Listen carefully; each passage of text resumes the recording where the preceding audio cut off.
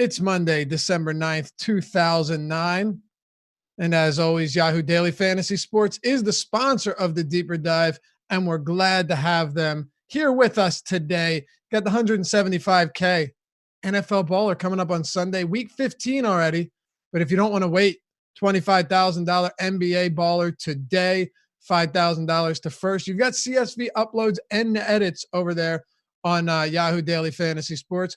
You got some no veterans contest. It's easier competition. It's not as stiff as sites like DraftKings and FanDuel, and still some really solid prizes.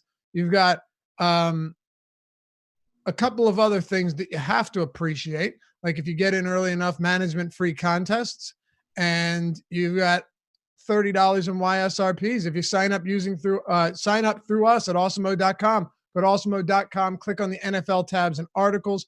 You will see the showdown link for the EMAC free article, which you should read. At the bottom, the Yahoo link is right there. Click that, sign up, use the sign-up code AWESEMO, AWESEMO, and get your $30 in YSRPs when you do. As good as cash to be used on the site to play and win real money. Yahoo Daily Fantasy Sports, sponsor of the Deeper Dive. Adam, how are we, brother? Doing good, man.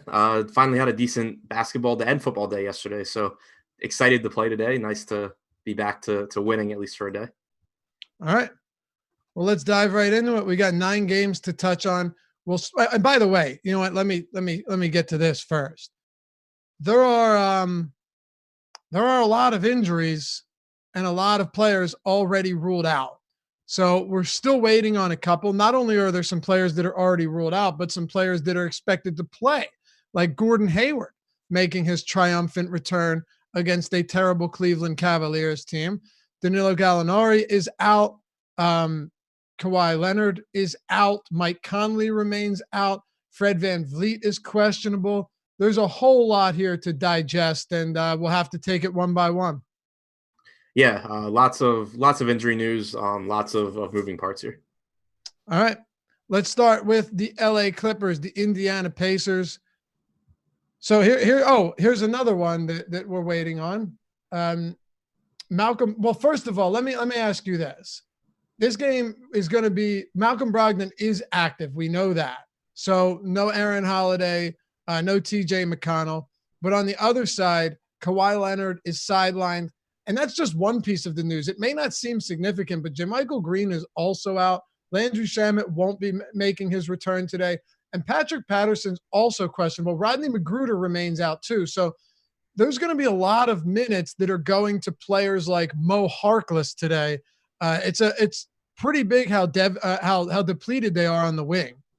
Yeah, but I'm not really sure how much it'll matter for DFS because for one, it's not an appealing matchup against this slow, good defensive team. For two, I think they still have enough bodies where they can spread the minutes around to guys like Jerome Robinson, Terrence Mann, potentially Derek Walton Jr., potentially Kabengala. So I still don't know how important it is for DFS outside of the main guys. It probably isn't. No.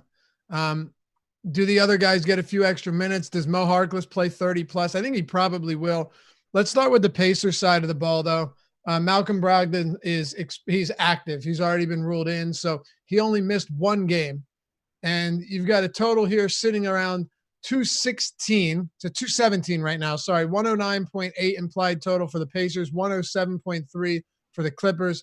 The Pacers 2.5-point favorites here in Indiana. Is there anything that you like starting with this Indiana squad, knowing that Brogdon's back? His price is pretty reasonable, but you've still got a bunch of guys on this team that can take over from night to night. Domantas Sabonis, Miles Turner is cheap. He's been pretty underwhelming. Not a great rebounder. You're going to need some steals and blocks from him if he gets 30-plus minutes.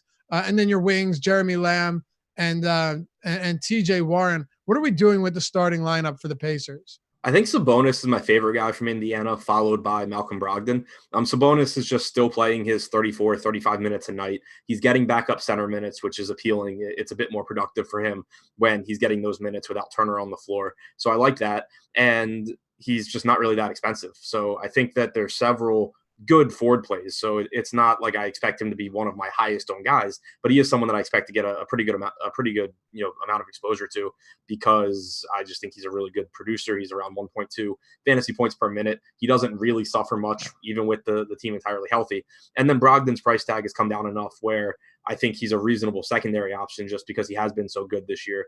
I expect 32, 33 minutes. Obviously, the hand could affect his productivity a little bit, but he says it's a pain tolerance thing and that he's fine.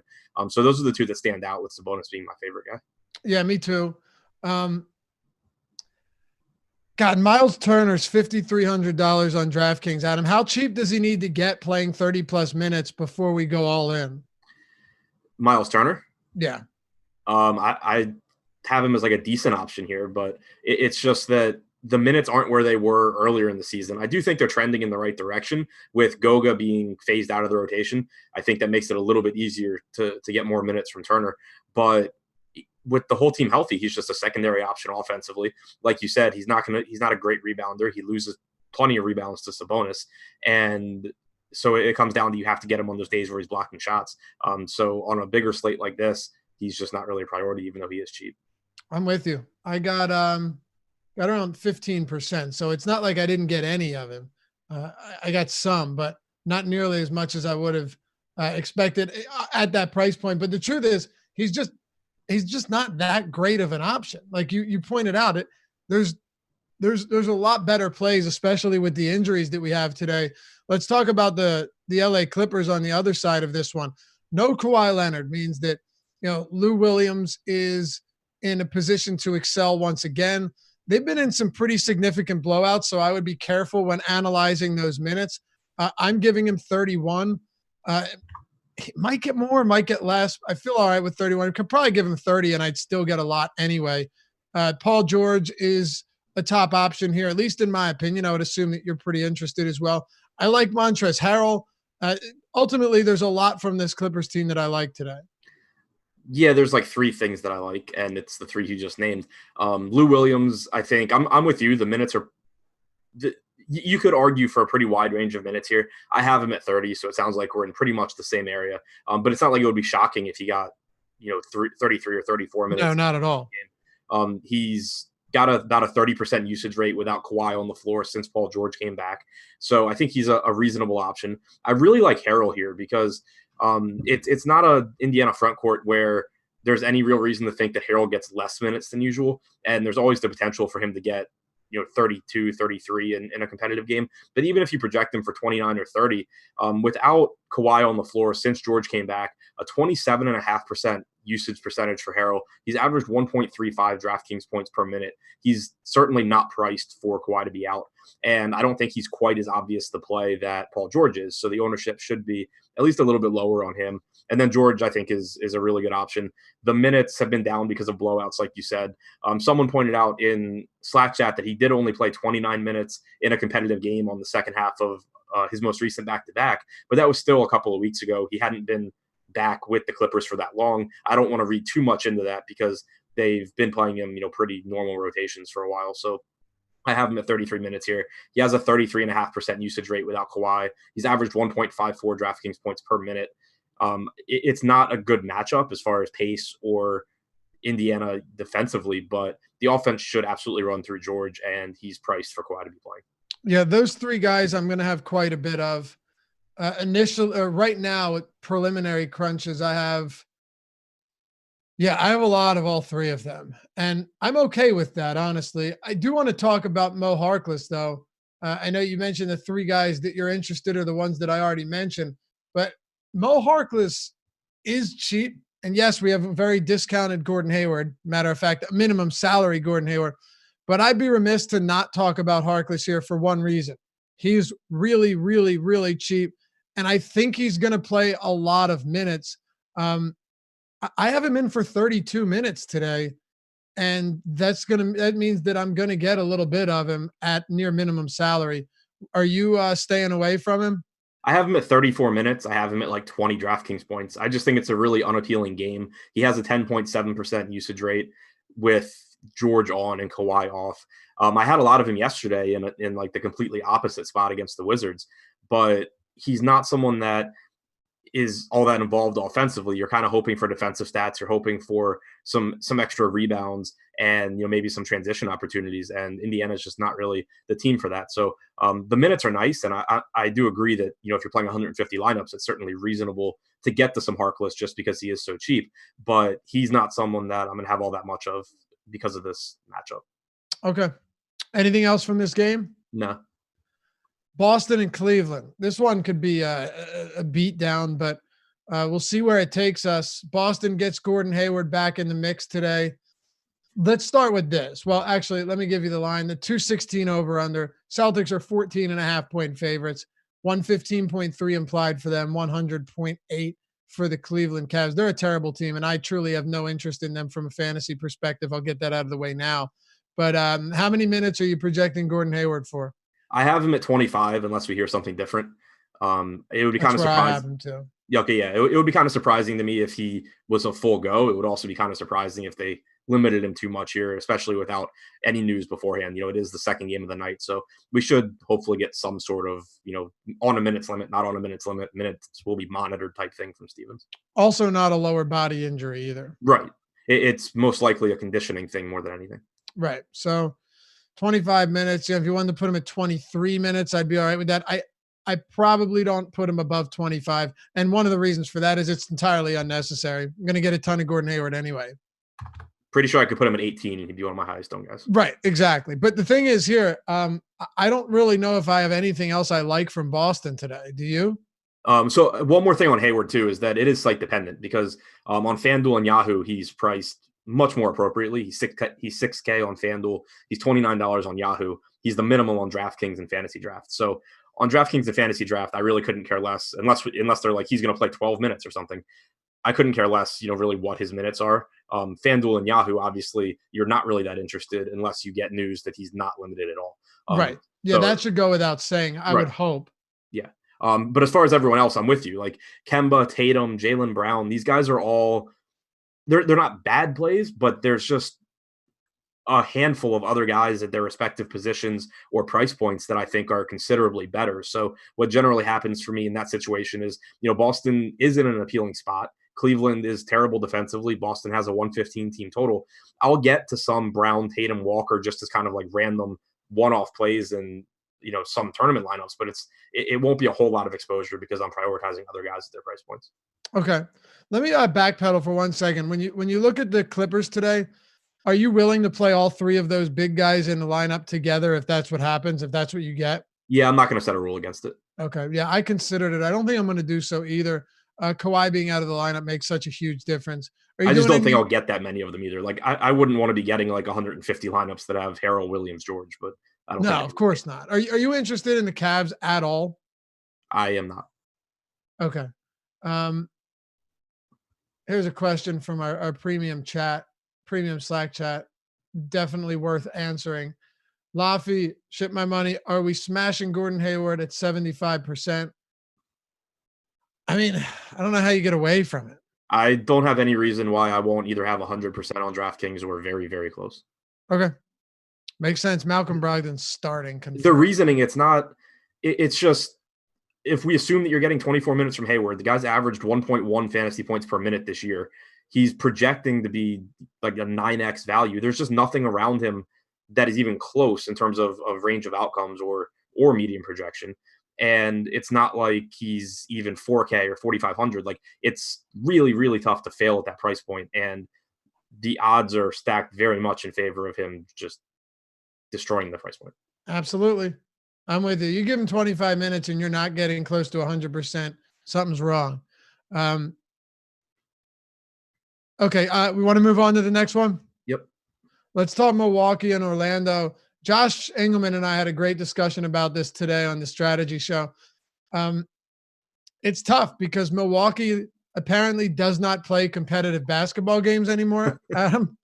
It's insane. Their last game, they smoked the Clippers right after they beat the Pistons by 24, beat the shit out of the Knicks right after they pissed all over the Charlotte Hornets. I mean, his team right now is really, really good, but it's still tough for me to project them for blowouts. And I know that, yes, it's a 13-point spread. They have a 115.5 total, 102.5 for the Magic. I get it. But there's got to be something to be said for Giannis Antetokounmpo at 11-3 on DraftKings, given the ridiculous ceiling that this guy has and the near 2 fantasy point per minute production we've been getting from him this season. I guess the big question here is, are you getting to any of them today? Why or why not? I don't think I'll get to a whole lot today for a couple of reasons. For one, Orlando plays slow and they're actually they're a decent team defensively. But two, it's just that there are so many players on this slate that are playing without important players on their team, whether that's Paul George or Harrell or possibly Kyle Lowry at a different position. But it makes the mid-range a lot stronger than normal. And then on top of that, I'm with you. Obviously, we talk about it a lot. I'm with you as far as not projecting blowouts. But there's also something to be said for the guy is averaging 31.5 minutes per game this season. I know, it's crazy. So I'm only projecting him at 32. So right, yeah, that's what I'm saying. Like I'm projecting him at 35 minutes. Right. Yeah, and I still got 15% at 32 minutes. Okay, yeah, I haven't crunched yet, but at 32 minutes, I have him at like 55.6 DraftKings points. So not sure how much I'll get to at that projection. It is worth pointing out that his usage rate comes down with Chris Middleton on the floor as well. Still 34.9%, but if you just look at his numbers and don't account for Middleton, it's almost 38% for the season. So I think that's something worth pointing out as well. I don't want to talk anyone off of Giannis. I don't think there's anything wrong with rostering him. It's just that from a roster construction standpoint and having, James Harden at a similar price point on the slate as well, I don't think I get to a whole lot. Okay. Do you get to anyone from Milwaukee? Which, by the way, when you look at this rotation and you try and kind of sort things out, it's not fun at all. Like, there's just so much going on here. So many different guys that are going to get minutes, from Sheldon Brown to Connaughton to Wes Matthews to DiVincenzo. And that's really all just at the wing. Like it goes on and on. Does Korver get minutes? How many does Bledsoe get? George Hill, both Lopez's, DJ Wilson, Ersan Ilyasova. Seriously, I haven't even listed all of the guys that could get minutes tonight. It's out of control. Yeah, it's a mess. Fortunately, it's not like you're looking to roster any of them. But it doesn't matter. Yeah, right. It's just a pain in the ass. It's kind of like the Clippers secondary options. But yeah, I'm not really. It's really similar to the Boston spot for me because again, it's a really healthy team total at 116, but it just comes back to DFS more than anything being a salary game. And I think Bledsoe. There's nothing wrong with Bledsoe. There's nothing wrong with Giannis. It's just that in the vast majority of my lineups, I'm going to be going to other guys. So if you have a chalky lineup and you land on Bledsoe, I think it's fine. But it's not someone that is like one of the first guys into my lineup. Okay. Now, the Orlando side of the ball, Isaac and Aaron Gordon, Markelle Fultz, Kem Birch getting around 30 minutes a night, barring foul trouble or blowout. The one advantage they have here is they're playing the fastest paced team in the league. Does that do anything for you here? Nope. I have even less interest in Orlando than I did in the Cavs. Okay. That'll be good enough then. Let's talk about Houston and Sacramento. We've got the Houston Rockets playing at a very elevated pace this season. Sacramento, on the other hand, playing way down. I believe they're actually playing at the slowest pace in the league this year. And make sure of that. Over the last month, they are. I'm not sure for the entire season. Let's see. Yeah, on the season they are too. Less than 98 possessions per 48. 105.4 for the Rockets. That's second most in the entire league. It's a big change of pace spot for the Kings, but for both teams. Let's start with Houston. You mentioned James Harden here, similarly priced to Giannis. He also has, actually, the biggest pace down matchup you could draw as the Houston Rockets. Does that matter to you? It matters. It's less possessions. The reason that I have him ahead of Giannis is minutes more than anything, whereas Giannis for the season is averaging 31.5 minutes per game. Harden over the last month is averaging 39 minutes per game. I have him at 38 here. Obviously, there's blowout risk in this game, just like there is for Giannis, but on average, you're just getting so many more minutes for Harden than you are for Giannis. Giannis is the better per minute player, but not on a big enough gap that, an extra 6 minutes doesn't sway things toward Harden for me. That being said, I'm not sure how much of a priority he'll be for me either, just because there are so many guys available for like 65, 70% of his salary that I think can go for 45 plus fantasy points tonight. It's more of a very nice luxury for me than necessity. Okay. Do you like anything from Houston, knowing that, well, first of all, Daniel House, I would expect him to get back to around 33 minutes or so again today. I don't know how much of a difference that makes. Clint Capella is kind of interesting, though. You got him on DraftKings at 7,400. He's just been playing monster minutes, right? Like I've got him projected for 35 minutes today, and for all I know, that might end up being low, but I feel more comfortable going there than any higher. But if you're giving 35 minutes to Capella at that price point, I know that Rashawn Holmes has played solid enough defensively, but I'm not going to pretend that I'm terribly threatened by this matchup. I just think $7,400 on Capella is really appealing. Yeah, so do I. It's a really good price. There are a couple of things I don't like. For one, the pace of this game. Houston's actually been Sacramento's been solid defensively recently as well. But for the season, they've allowed the second fewest offensive rebounds per game. They have been good at preventing total rebounds too. So I really don't think it's all that appealing a matchup for Capella. But like you said, the minutes are there. Even though the last couple of games he's only played 32 and 27 minutes, even at 34 minutes, he gets so many rebounds. And he's such a productive player on a per minute basis that I think the salary is just too low for him. So even though I don't think it's a great matchup, I do think that he's still a good play. Why do you think the minutes were down the last two opposed to all of the games before that? Not really sure, which is what concerns me. Yeah. I guess it is a little bit concerning, especially given that he'd been playing 35 plus like 5 straight games. Yeah, I mean, it's possible that it just had to do with, Kaminsky wasn't even playing. It was Diallo and Saric at the 5 for Phoenix. So, I mean, it could have had to do with Saric, I guess. But I think that it also is just tough for it's tough for someone to average the 36 or 37 minutes like he was too. Sure. Ultimately, I'm not reading too far into it. Like 34, 35 minutes is still going to get him in a lot of lineups.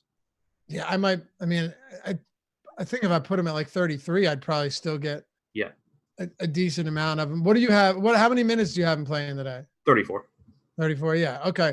So that makes perfect sense. And I just think he's too good at that price not to be viable. What are you thinking about the rest of Houston outside of Capella and Harden? Westbrook's a secondary option for me. His price tag's come up a bit. Obviously, he has that monster ceiling. We just saw it the other day. It seems like maybe teams are going to start doing more to take Harden away, which would bump Westbrook. But the problem is just with that salary coming up, when you start comparing him to, if he's at 9,600 and you have 6,800 on someone like Lowry, you have just a lot of, $7K. You have a $7,100 Drew Holiday, $7,400 Donovan Mitchell. It starts to be really, really tough for me to prioritize Westbrook. Okay. How about Sacramento? Bogdan Bogdanović, this has been a little frustrating. You're looking at 28 minutes yesterday, really struggled. On a per minute basis, he's really struggled over the last 4 or 5 games. It's been an issue. And you have to think some of that coincides with these 2 injuries, the knee and the hamstring injuries that he was dealing with, Adam. Again, I don't know. Like it's not like we've spoken to each other, but I know that he hasn't looked like the same guy that was absolutely on a torrid pace when De'Aaron Fox initially went out. Yeah, it's been frustrating, especially as someone who loves Bogdan Bogdanović and who rosters Marcus Smart was just ruled out. Yeah, I had him projected out, so it didn't change anything from how I break down that game. Okay. Sorry, go ahead. Yeah, so I mean, as someone who rosters Bogdan and is going to just continuously fall for him at really cheap price tags, it's frustrating. But I have to think that, like he has said he's playing through injury, but you have to assume that it's getting at least a little bit better, or they would just keep not playing him like they were. He did play 28 minutes yesterday, which was good to see the minutes up. I have him at 26 here just because it still does seem like there's a pretty wide range of outcomes. But that being said, it is a nice pace-up spot for Sacramento. He has, without Fox on the floor, with Hield on this year, with Yogi Ferrell on to account for the fact that Bogdan's not the true backup point guard right now. Still a 26.2% usage rate and a 28% assist percentage. So he's been, over a fantasy point per minute guy. I think the salary is just to a point where I'm willing to take on risk. Okay. I am too.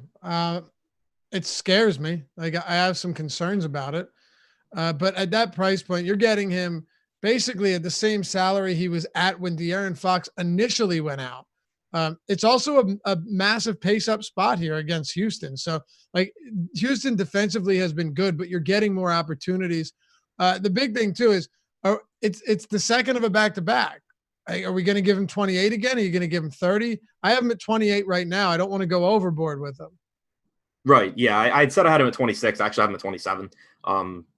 Yeah, it's kind of just I have him at the point where I think that there is legitimate minutes upside, but there's also legitimate minutes downside. So I'm kind of like in the middle of where I think he comes out. Right. Yeah. Especially on the second end of this back-to-back. That's really what concerns me the most. Bjelica getting monster minutes, not just at power forward anymore. Yeah, I think that. So we had seen for the last prior to yesterday for a few games, Dwayne Dedmon was losing minutes as the backup center, playing like 8 to 12 minutes. And then Bjelica was playing the remaining backup center minutes, which more like it gives him more productive minutes, but it also made it so that he was still getting quality playing time, even with Trevor Ariza back. Whereas earlier this year, when Ariza was in and Barnes was in, you were seeing Bjelica, kind of lose minutes and not close. So that was a big thing. But then yesterday, Dedmon didn't play at all. You got all of the backup center minutes going to Bjelica. You got a monster game out of him. And then now you get a matchup against Houston where it's a small team. You have Capella playing however many minutes he plays. But behind that, you're going to get most likely PJ Tucker, maybe Isaiah Hartenstein. So no real reason that they can't go right back to Bjelica as the backup center. The one thing that could mess this up is Marvin Bagley went from being ruled out for today and their next game to being listed as questionable. If he plays, I don't really know how those minutes break down. Like you could potentially just give all of Trevor Ariza's minutes to Bagley and call it a day, or you could take some of Ariza's minutes, take some of Bjelica's. I think that if Bagley's in, it at least adds a lot of risk to Bjelica. But if Bagley's out, I think that it's a really good spot to go right back to him because with it being a back-to-back and with it being a simple like kind of rotation change, I think it's pretty likely that people just kind of overlook that he's in a completely different role now. It was so crazy to see him play 34 minutes and then not even close out the game. Yeah, I personally wish he had played more.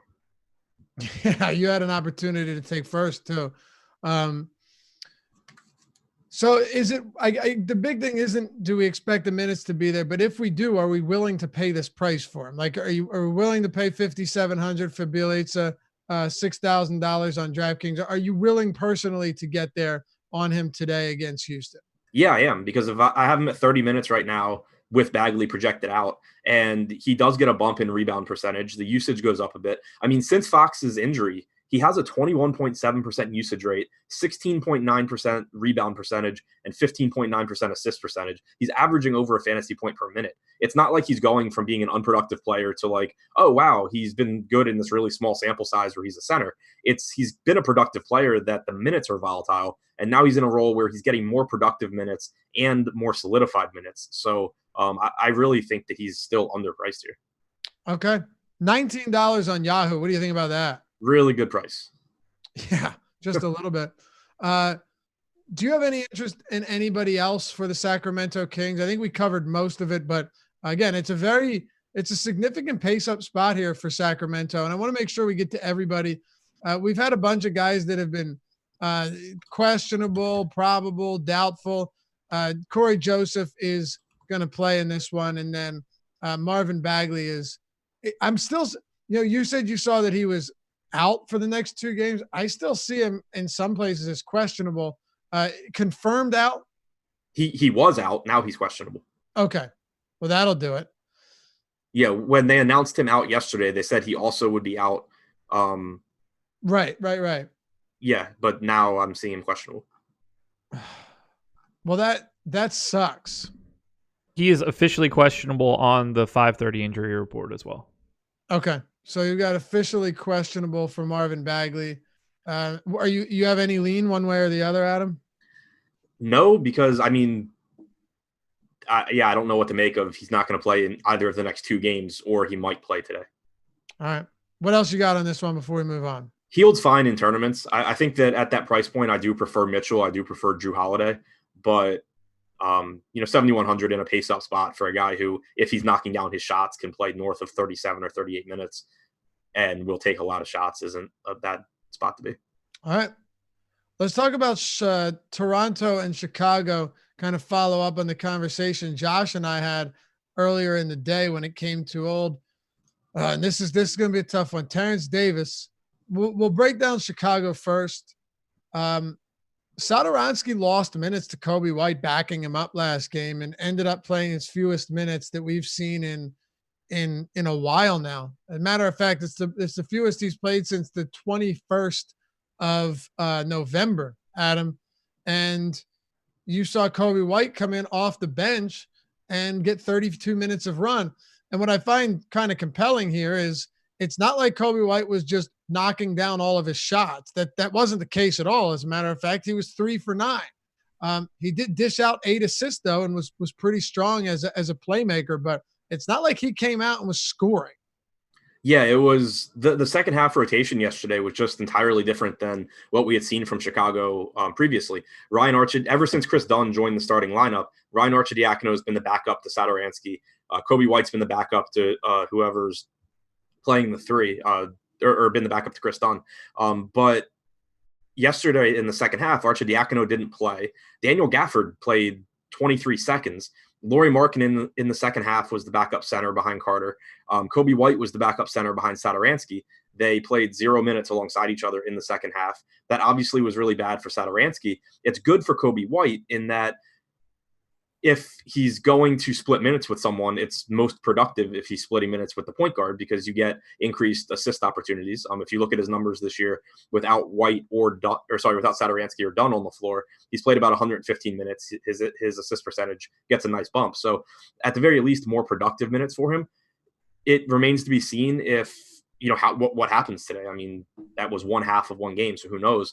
And the one thing we've seen with Boylen that's been really frustrating this year is he's been really hesitant to play guys at multiple positions. It's like Arcidiacono backs up Levine or he backs up Satoransky, or White backs up Levine or he backs up Dunn. He doesn't do a whole lot of like rotating so much as he does like hockey line changes at each position. So that's frustrating, and it makes it still a really wide range of outcomes for White, because I think that there's a distinct possibility that you get 30 minutes from Satoransky and 18 from White, but I don't really know. So I have White at 24, I have Satoransky at 30, and I'm just making sure I set a rule not to roster them together. All right. Any interest in Levine or Markkanen or Wendell Carter Jr., who's been playing a ton of minutes? Now, this is a pretty unappealing matchup, all things said. By the way, Patrick Patterson is starting today. He's active. Harkless starting at the 3. So you've got Beverly, George, Harkless, Patterson, and Zubats. But we just kind of broke everything down with White. Is there anything else for the rest of the Chicago team that interests you? Not really. I mean, Zach LaVine's cheap, but again, I prefer the Mitchell, Drew Holiday guys. Buddy Hield and LaVine, I think, are pretty comparable. So, he's an okay tournament target, but not a core piece for me. Markkanen getting the backup center minutes is relatively appealing, but on this particular slate, it doesn't really help all that much. So outside of some shots at Kobe White or Levine, I don't really see much. Okay. The Toronto side, Fred VanVleet. Big news here. Really significant news. Right now, he's still questionable. I don't expect him to play on the second of a back-to-back here. And if he doesn't, you could see 24 minutes from Terrence Davis. And if that's the case, he won't be the worst value play. Like I said, there's still Gordon Hayward, $3,000 on DraftKings. But Terrence Davis has actually, it might surprise you, but he's actually not been bad this season at all. I would probably end up getting to a little bit of him in the event that VanVleet does sit. But let's start with the big guys first. I would expect to see, if VanVleet is out, I would expect to see a lineup of like Lowry, Powell, Anunoby, Siakam, and Gasol. What are you thinking of the starting 5? That's what I expect to. That's what we got to start the second half yesterday. And it, I think, makes the most sense. Okay. What are you doing with these guys in the event that VanVleet sits? Yes, this was another team that had a really interesting rotation yesterday because we saw a lot of Serge Ibaka next to Marc Gasol, which I pointed that out in the deep dive article and said that I was really interested in Ibaka today. Since then, I've become less interested because looking closer at those rotations, you have to keep who they were playing in mind. And you're talking about a Philadelphia team that I said the same exact thing this morning. Don't expect to see that going forward. Yep. Right. Like they had either Embiid, Horford, Harris on the floor, or Horford, Harris, Simmons. Just a really big team. Whereas the 1 through 3 on the Bulls is going to be some combination of Satoransky, White, Dunn, Levine. Right. Not the same thing. So I cut Ibaka back. I still have him playing like 4 minutes next to Gasol just because I think that's reasonable. But I don't think he plays those extended minutes. I don't think that they close with Gasol, Ibaka, and Siakam on the floor like they did yesterday. So I cut those minutes back, and what it does is you're able to give more minutes, assuming that VanVleet's out, not only to Powell, but to Terrence Davis, like you said. And I also have Rondae Hollis-Jefferson at 24 minutes. I have him and Davis both there because I think that instead of getting all those minutes in the second half when VanVleet was out going to Ibaka, you're going to get a lot going to Hollis-Jefferson. You're getting a lot going to Davis. And it makes both of those guys really interesting tournament options, presumably at low ownership, because we know that Davis has been productive enough this year, as you said. Hollis-Jefferson's productive on a per minute basis, and his playing times come down. I would just set a rule to limit, how much Hollis-Jefferson plus Davis you have, or Hollis-Jefferson plus Powell, because I think that it's probably going to be a hot hand situation between those guys to some extent. For sure. He's averaging, I think, just shy of 1 DraftKings point per minute, 0.97 DraftKings points per minute this year for Terrence Davis.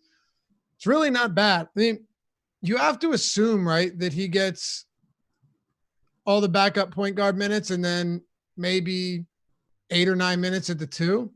I have him with 14 at the 2, 10 at point. Oh, okay. So what do you have, Lowry playing 38? Yeah. Oh, well, that'll do it. Yeah, I have Lowry at 36, so I have him at 12 and 12. But either way, it all equals 24. And I think there's definitely some upside here. He's a risky play, but Nick Nurse is known for not really digging deep into the bench. I wouldn't be surprised if he only goes with 9 guys again today. Yeah, I totally agree. Do you want to talk about anything else from this one before we move on? Siakam's a good play. There's a lot of forwards around him, whether it's Sabonis or guys we haven't gotten to like Ingram. But I think, still playing 36 plus minutes and potentially handling the ball a bit more if VanVleet's out. So I think that he's a good option as well. If you use the sign-up code DeeperDive at awesemo.com, you'll get 50% off your first month of Awesemo Plus subscription. All access, platinum, all the bells and whistles. Deeper Dive, all one word. Go to awesemo.com/join. That gets you the ownership projections, the player projections. There is the Fantasy Cruncher add-on that you can include. You've got the lineup builder, the top stack tools, the boom or bust tool. All of these developed by Alex Baker, Awesemo himself, and so much more. All of the premium articles written by all of our top guys, and a whole lot more that we don't have time to get into.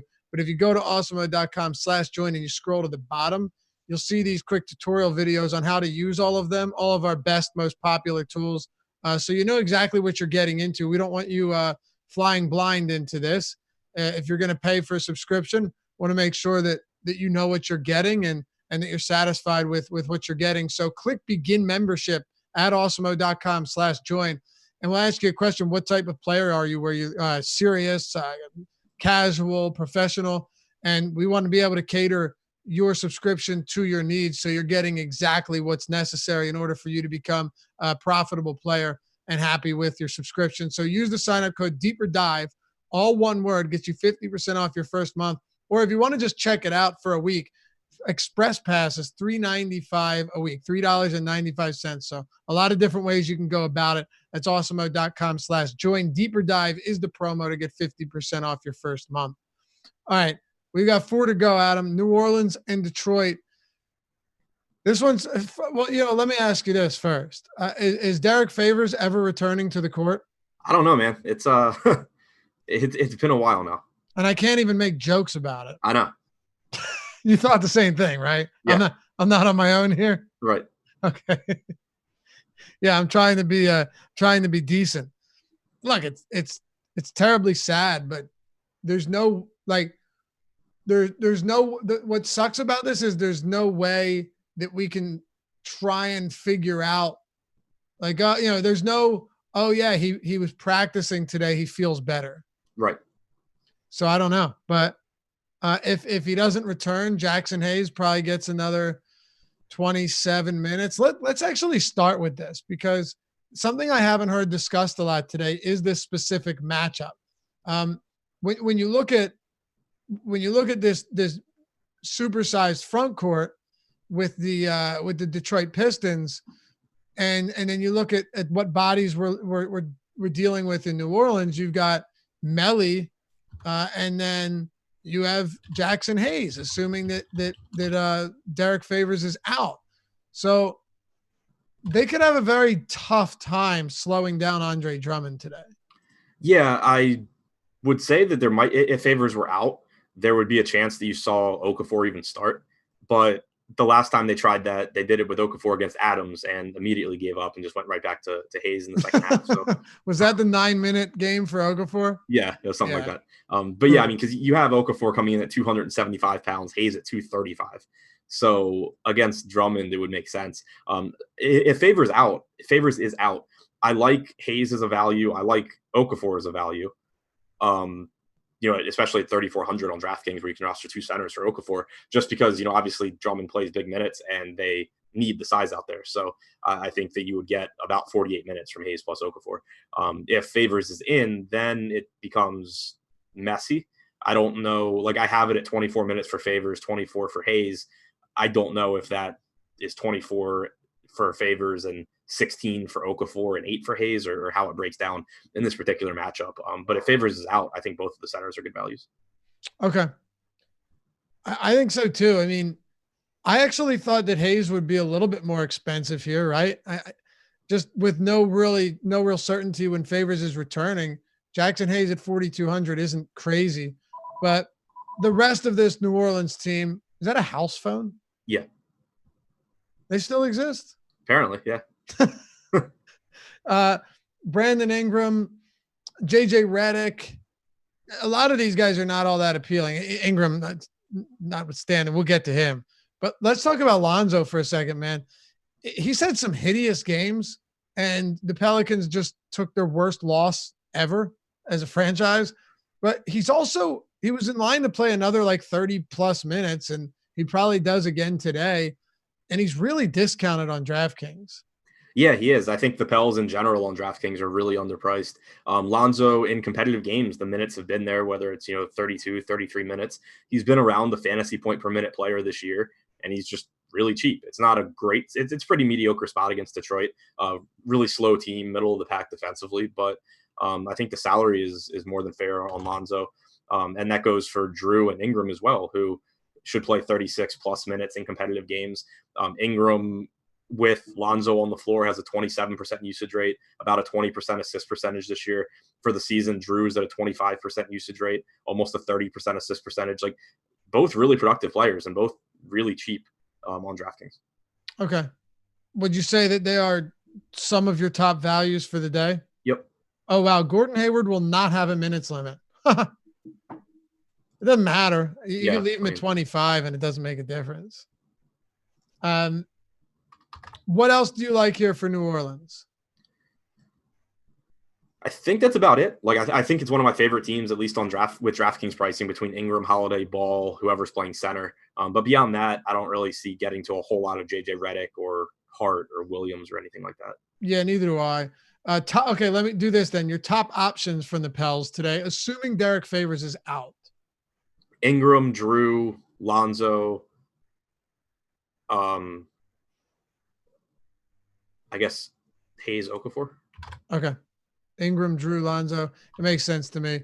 Or I guess I would have Okafor ahead of Hayes, actually, I think. Steve Finkelstein, our boy, Steve-O, just gave us a $10 super chat. Thanks, brother. He said, please use this to fund the phone that's not attached to your house. It's his mom's house, but that was funny anyway. Thanks a lot, Steve. We appreciate you, man. Talk to me about the front court. Andre Drummond is a monster. I mean, who has a rebound rate, like a total rebound rate that's almost 30%? It's just insane. Yeah. Yeah, it's nuts. And he gets an undersized front court here. As we were just talking about, what are the Pels going to do on that side?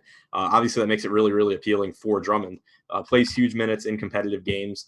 The only real negative here is that the price tag has come up. He's 10-8 on FanDuel, which I think is okay. He's 10-1 on DraftKings, which I think is okay.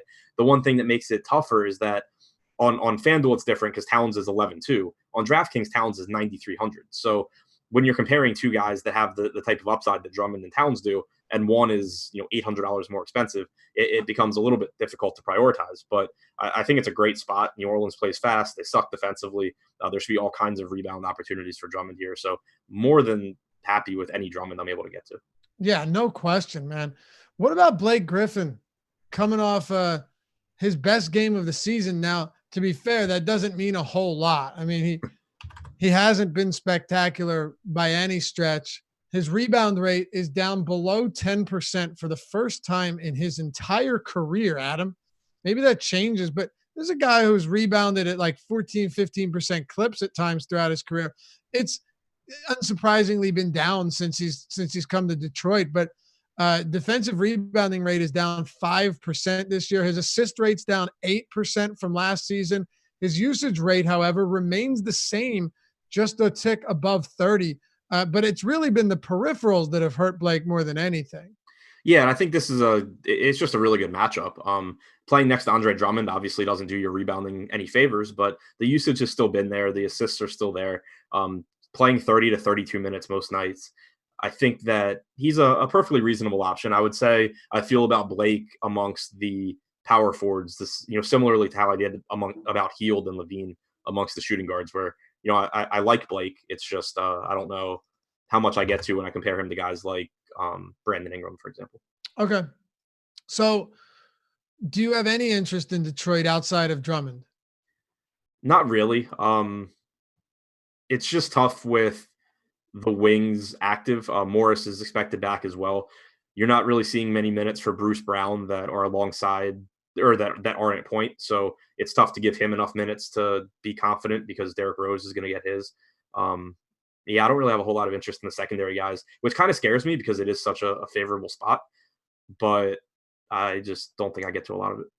It doesn't really scare me all that much, but you're right. It is a really good matchup against a New Orleans team that has made life ridiculously easy for opponents this season. Whenever you have a team that's playing at a top 5 pace and has a bottom 5 defense, usually you want to consider some guys against them. So Drummond, is he one of your preferred centers today? Or is it more difficult when someone like DraftKings, like Karl-Anthony Towns is 93 and Siakam's below $8,000? There are some guys that are coming in at pretty significant discounts. Does that make it tougher to get to Drummond? Yeah, I think so, because it's like you'll still get to some if you're using range of outcomes to make your lineups, as you should be, and factoring in different performances, because Drummond does still have a monster ceiling. But when you obviously a big part of making your lineups and part of range of outcomes is the median outcome. And when you have someone like Towns or someone like Siakam or Harrell or whatever that still has a really high ceiling and is significantly less expensive, you're naturally going to get to less pretty much no matter what you do. Absolutely. Anything else from this game? No. All right. We've got 3 to go. Utah, OKC. Here's the one that it's going to take us a second to break down. Before we do it, though, we've got some free content on the site today at awesemo.com. NBA ownership projections, free. NFL showdown ownership and NHL line change article. Check all of that out if you want to get a peek behind paywall. All of that's free today at awesemo.com. So, also, you win a free NFL Awesemo Plus yearly pass, $250 value if you guess the player that scores the most fantasy points in the Monday Night Football Showdown. One random winner with the correct answer will be selected. Just go to the Awesemo_com Twitter handle or Awesemo NFL Twitter handle and follow the directions. Utah and OKC. Danilo Gallinari is out, and he's not the only one. I mean, this team's already been dealing with a bunch of injuries to names or to guys with names that you probably aren't household names. Diallo, Terrence Ferguson, Andre Robertson still isn't back yet. There's a lot here, Adam, and it might not seem like much, but when you add it all up, it's pretty significant. Not to say from a fantasy standpoint, but just from this team is very, very weak right now at the wing. Yeah, it gives minutes to guys, but the one thing to keep in mind is, like you said, the guys that are being replaced. Terrence Ferguson is like an 8% usage guy, so that does literally nothing. Just look at what Abdel Nader's done the last couple of games. Gallinari is a 23 to 24% guy, so that makes a bigger difference. But more often than not, replacing him with someone like Darius Bosley is just going to give more usage to guys like Gilgeous-Alexander, Chris Paul, and Dennis Schroeder than it is going to make the guy filling in a great option. So obviously going to like a Darius Bosley, who I've projected for 30 minutes at minimum salary, is fine. You probably should have him in some lineups if you're playing 150, but it's not a spot where it's nowhere close to the same thing as Gordon Hayward, for example. Right. Yeah, I really like Luguentz Dort today. Yeah. Yeah, I just think he's in a phenomenal spot. Luguentz Dort. It's a hell of a name. I'm holding you to that. I do have Bosley playing a good amount of minutes, but I mean, there's just, well, okay, how about this then? With OKC, really the guys you're targeting from night to night, especially now with Gallinari out, are the Dennis Schroeders, the Chris Pauls, and the Gilgeous-Alexander. He's playing around 35, 36 minutes a night, but are any of them at all interesting to you? Gilgeous-Alexander and Schroeder are both interesting. They're reasonably priced. They're not priorities for me, but they do look like above average plays. Gilgeous-Alexander, when he plays alongside Schroeder without Gallinari this year, 27.8% usage rate. Schroeder in that situation is at 31%. He's playing 33, 34 minutes without Ferguson. I expect once again to get Gilgeous-Alexander, Paul, and Schroeder playing a bunch of minutes alongside each other. So at their price tags, they're fine. Again, not priorities, but Utah has over the last month played at the 10th fastest pace. They've been in the middle of the pack defensively, so it's not like they've been this great team that's playing slow or anything like that. Still only a 100 team total for the Thunder, though. Okay. Yeah, I think they probably will play the three of them together. I'm not sure they have much of an option otherwise. What are you giving them for minutes would be the big question here. The three big guards. I have 36 on SGA, 32 on Paul, and 34 on Schroeder. Oh, you're giving Schroeder 34, huh? Yeah, okay. He played 34 and 33 the 2 games with Ferguson out so far. Right. If that's the case, though, you have to be getting a decent amount of him, no? Yeah, I think he's a decent option. Okay. What about Utah? I think we have a pretty decent idea of what the rotation looks like now with Mike Conley out. Yeah, I think that Mitchell and Gobert are the two guys I'm prioritizing here. They're both still pretty cheap. One negative for Mitchell is that Moutier was in the rotation last game, played about 21 minutes. And so that means that Mitchell's never truly on the floor without another ball handler. In the starting lineup, it's Joe Ingles. With the second unit, it's going to be Moutier, it looks like. So that's not ideal, but still without Conley on the floor, 32.9% usage rate, you should still expect 36 minutes out of him. And it's just a pretty cheap price tag. So I like Mitchell. I like Gobert, who with or without Conley has been playing better recently. He started out slow this season from a DFS standpoint, but over the last month, 1.22 DraftKings points per minute. Usage rate is up to about 17.5%. Rebounding percentage is up at about 23%. So I think that both of those guys are pretty appealing. And for what it's worth, for anyone who's concerned about it, Gobert has been perfectly fine against Steven Adams in the past on a per minute basis. Okay. Top options from Utah, if there are any. Mitchell, Gobert. Okay. Mitchell's price, it remains down. He's going to have some rough games. He's not exactly your prototypical, 30 and 10 guy, but he's still going to go out and have some huge games. Also, lost a couple minutes in blowouts in back-to-back games. I'm going to get in a close one. I'll give him 36 minutes, and that just makes him more appealing. Phoenix and Minnesota, we've got 2 to go here, only a couple of minutes. But that's all right because the Memphis game doesn't have a ton. With the Phoenix Suns here against the Minnesota Timberwolves, Karl-Anthony Towns, his price is way down. Aaron Baines is expected back, but his minutes should be limited, which pretty much wipes anybody in that front court out for me, unless you wanted to take a look at Dario Saric, who is probable to play. Overall, though, Devin Booker's price has come up. Andrew Wiggins is he was fine, and now he's questionable. I'm assuming he plays, but Towns is my top option from this game. What are your thoughts? Yeah, Towns is my top option too. Phoenix plays at a fast pace. So does Minnesota. Phoenix has struggled defensively. I think that Baines will help that, but it's not like Baines coming back and being on a minutes limit. It's going to do a whole lot to slow down Towns. On DraftKings specifically, that price is just crazy at 9,300. Wiggins, I think, is a good play, assuming he's in. Teague also questionable. So obviously be ready to late swap if you're playing on a late swap site.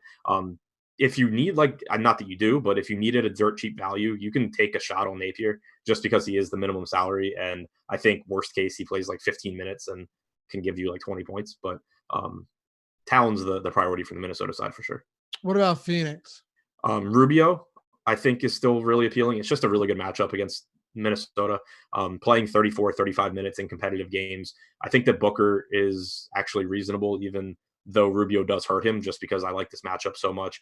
And then Kelly Oubre's played about 40 minutes in back-to-back games as the His Suns. Minutes are insane right now. The Suns have kind of tightened their rotation. I'm still only projecting him for 36 because I don't know how long that rotation holds, but I would say that Oubre is a perfectly fine secondary option. Yeah, I don't mind them at all. I have him at 36 too, but that's still a lot of minutes. That's still enough to make him viable here.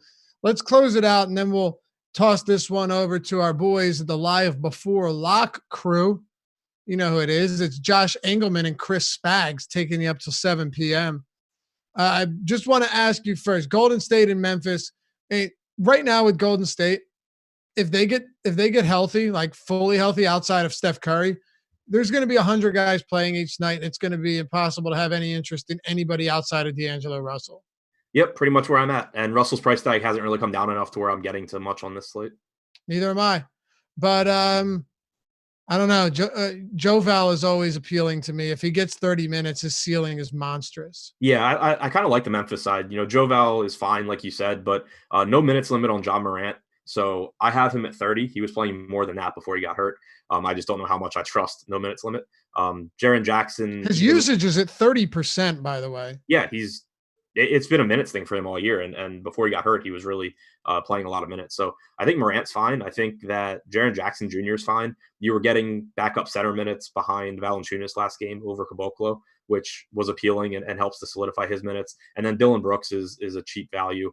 You also have a questionable Jay Crowder. So be ready to potentially late swap to some Grayson Allen or Dylan Brooks or whatever if we get that news after lock. Okay. Is that it? Yep. That'll do it.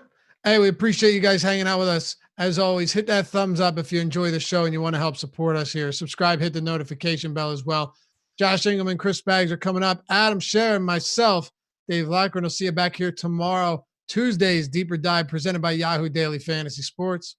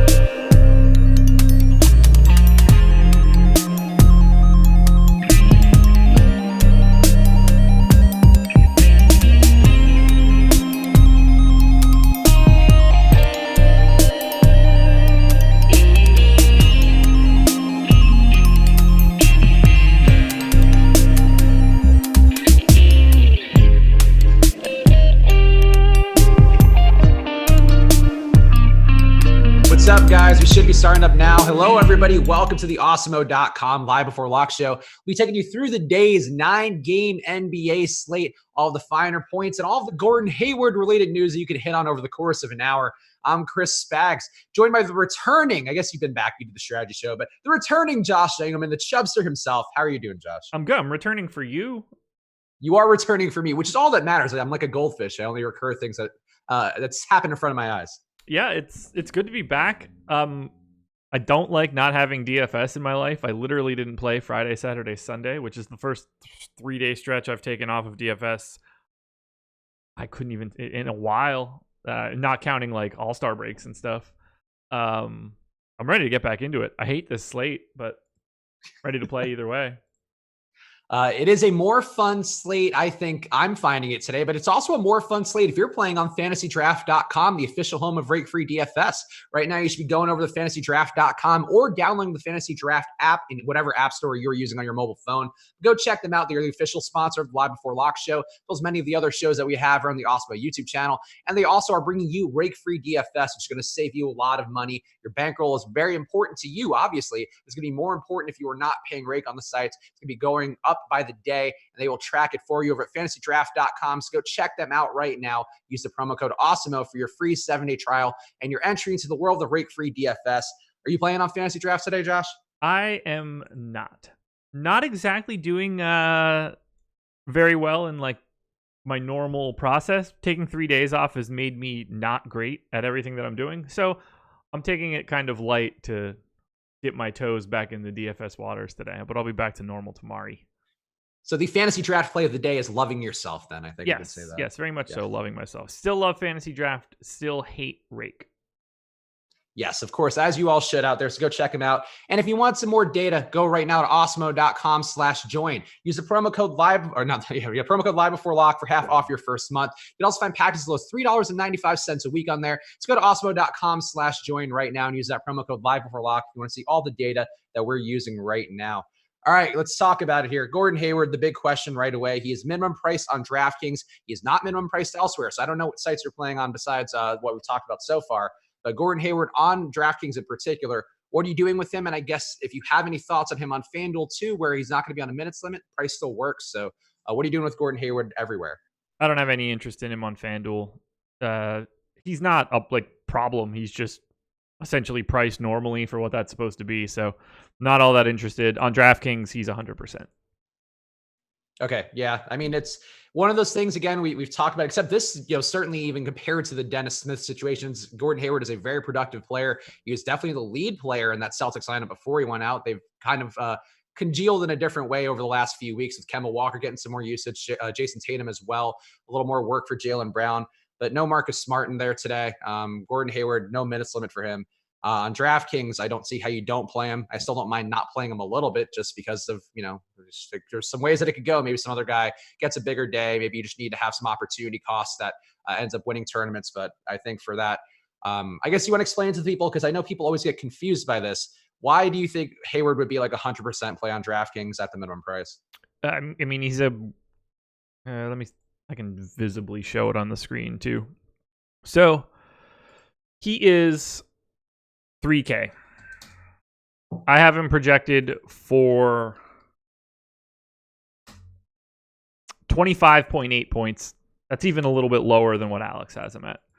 Given his projection and his standard deviation of his score, I have him right at his target score for FanDuel at least is 27.8. It's going to be comparable for DraftKings. Let's just call it 30. He's going to hit 30. I have him hitting 27.8 43% of the time. We're talking about a spot where his goal, his median outcome is a coin flip to being like the perfect outcome for GPPs. That's not even including the fact of the days where he goes for like 35, 40, 45 and becomes absolutely essential. But the real big piece of this, when someone this good has this wrong of a price, he's going to get owned in like 85% of the contest, and it won't matter what he does. There's a limit to like how much Gordon Hayward can totally bagel this day, barring like, breaking his ankle in the first 60 seconds of the game. It's just not going to matter any longer because everybody has him. Just play him. And Just play him in everything. It's just easier. Just play a 7. Every DraftKings contest is a 7-person contest today instead of 8. yeah, I mean, it's almost we talked about this a little bit last week when you were out with Eddie, but it's sort of like a cash game thing where now you're making it a situation where the other 7 people have to either you can win on them or you could beat them.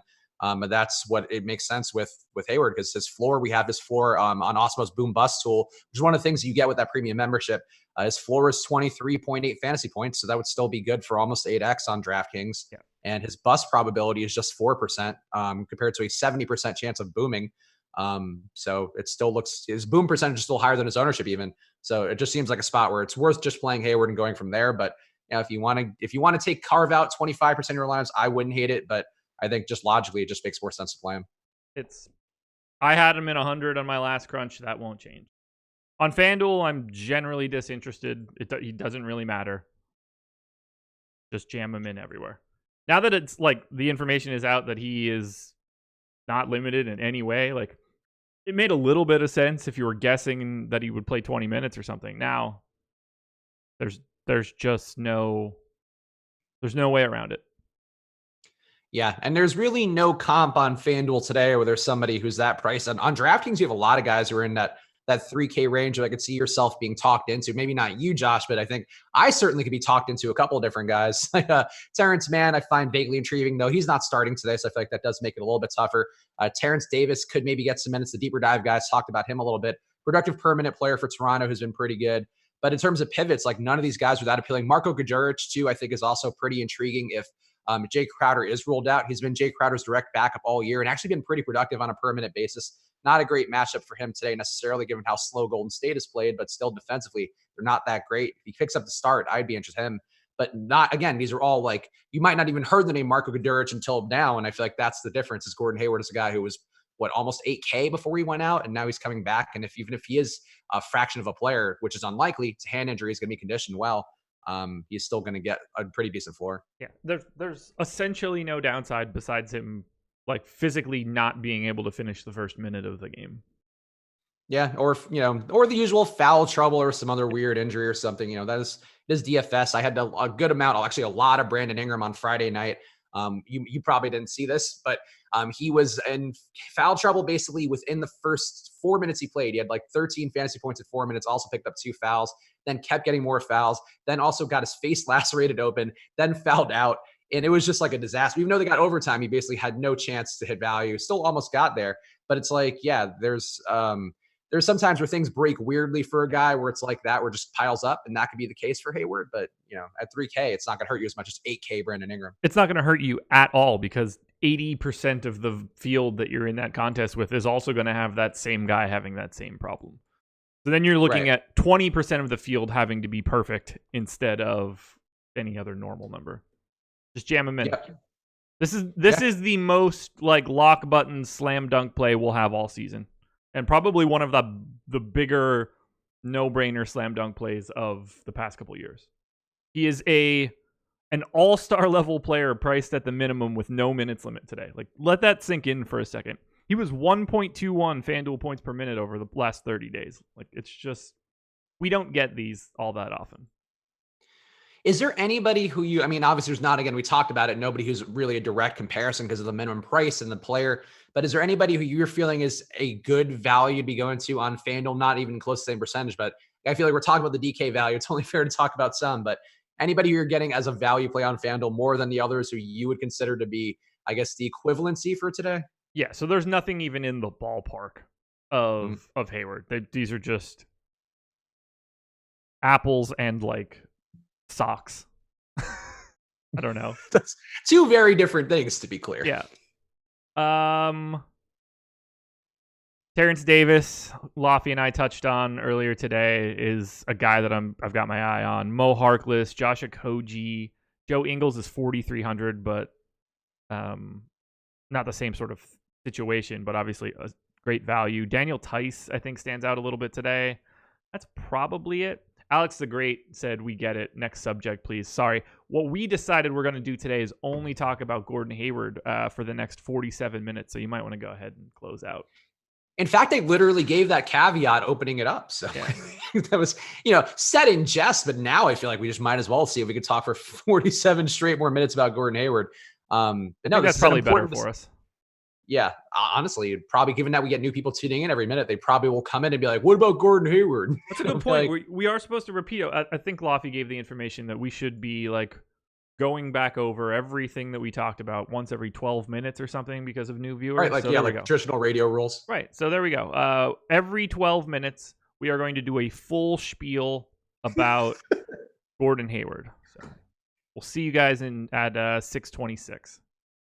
Yes, I agree. Now actually, let's move on to the Darius Bosley segment where I want to talk about him for 15 minutes flat too.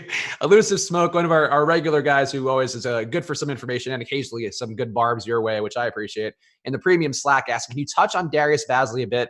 Again, another guy who's not even close, but I don't hate him too much.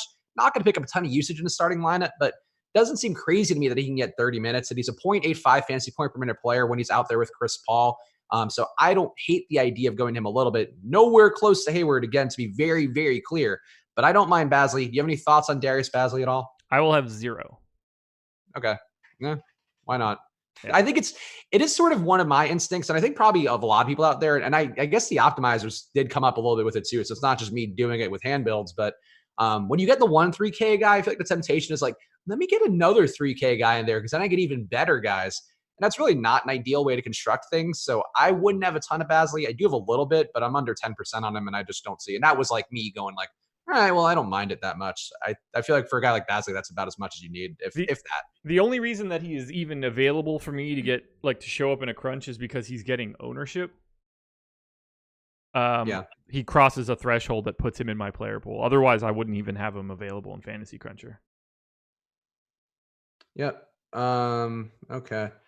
I'm going to answer this. Derek Jordan, you guys have a smugness that Eddie just doesn't have. Love y'all, but he is refreshing. I think you might not have watched enough streams, but I don't think there's a smugness at all.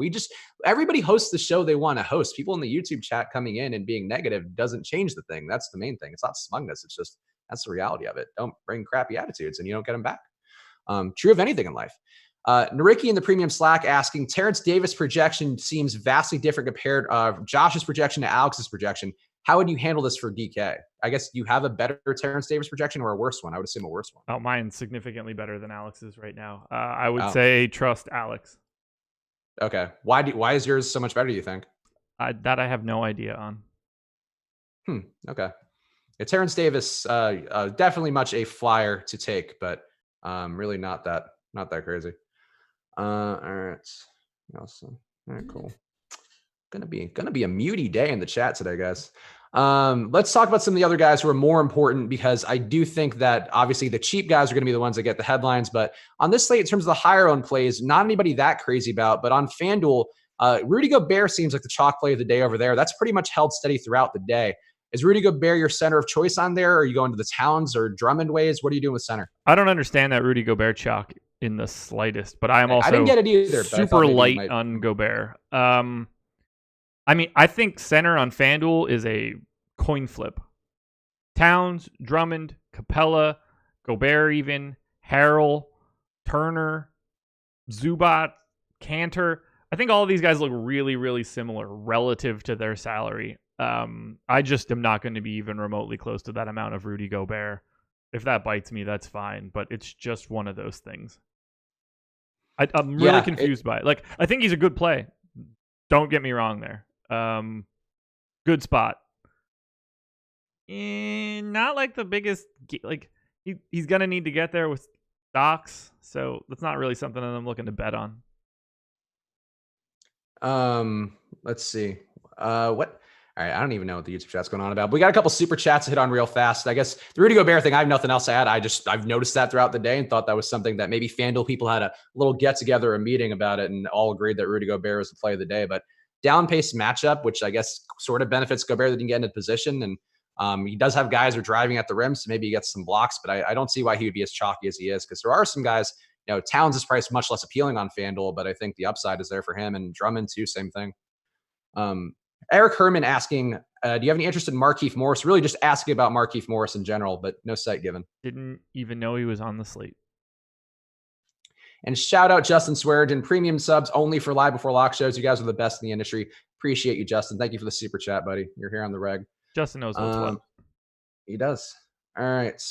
FanDuel ownership. Anybody else jumping out for you as being particularly worthwhile? Joe Ingles on there seems like a bigger deal. Ibaka, even though the minutes there may be a little bit less secured than they seemed that last game. The deeper dive guys talked about that, the size being more necessary there. Probably not as much today.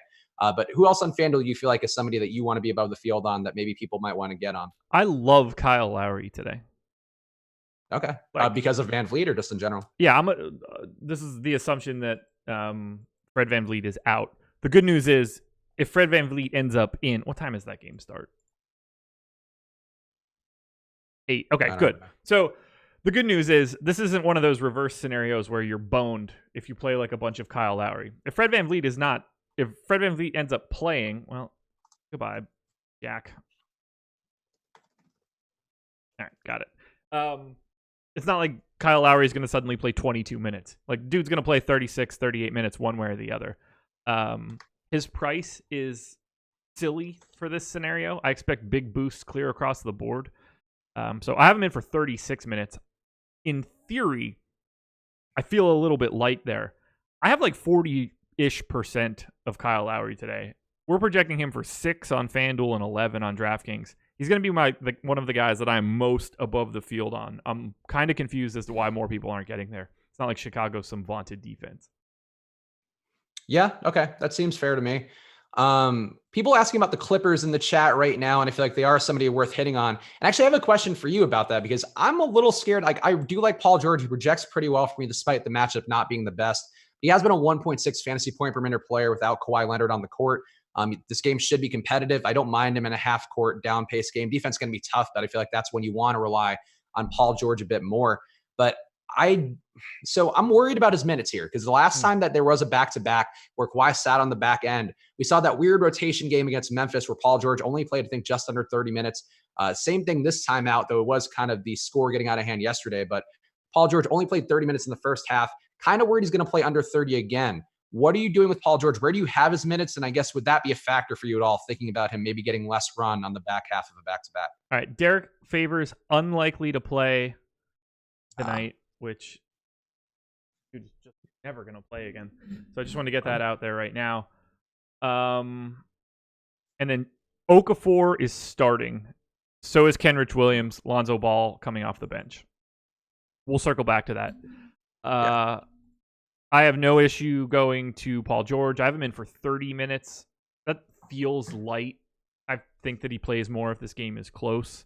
And I like him quite a bit. And I will have him in, let's see, what did I have on my dummy? I had 18% on FanDuel and 24 on DraftKings. I have no issue going to Paul George. Okay. Yeah, I mean, I'm there. I do think it's just one thing that gave me a little bit of reservation as I was thinking about it a bit more and going through the popcorn machine box scores, actually to see what Terrence Mann's minutes load might be before that came out that Patrick Patterson was starting for them. But I think that's sort of one thing that I would say is a little bit of a reservation point for me, or at least would make me not load up on Paul George overall, where I think like if I'm with the field or a little bit above it, I don't mind. But he's not a guy who I would feel like I want to lock in there, even though I think the situation is better than people may give it credit for.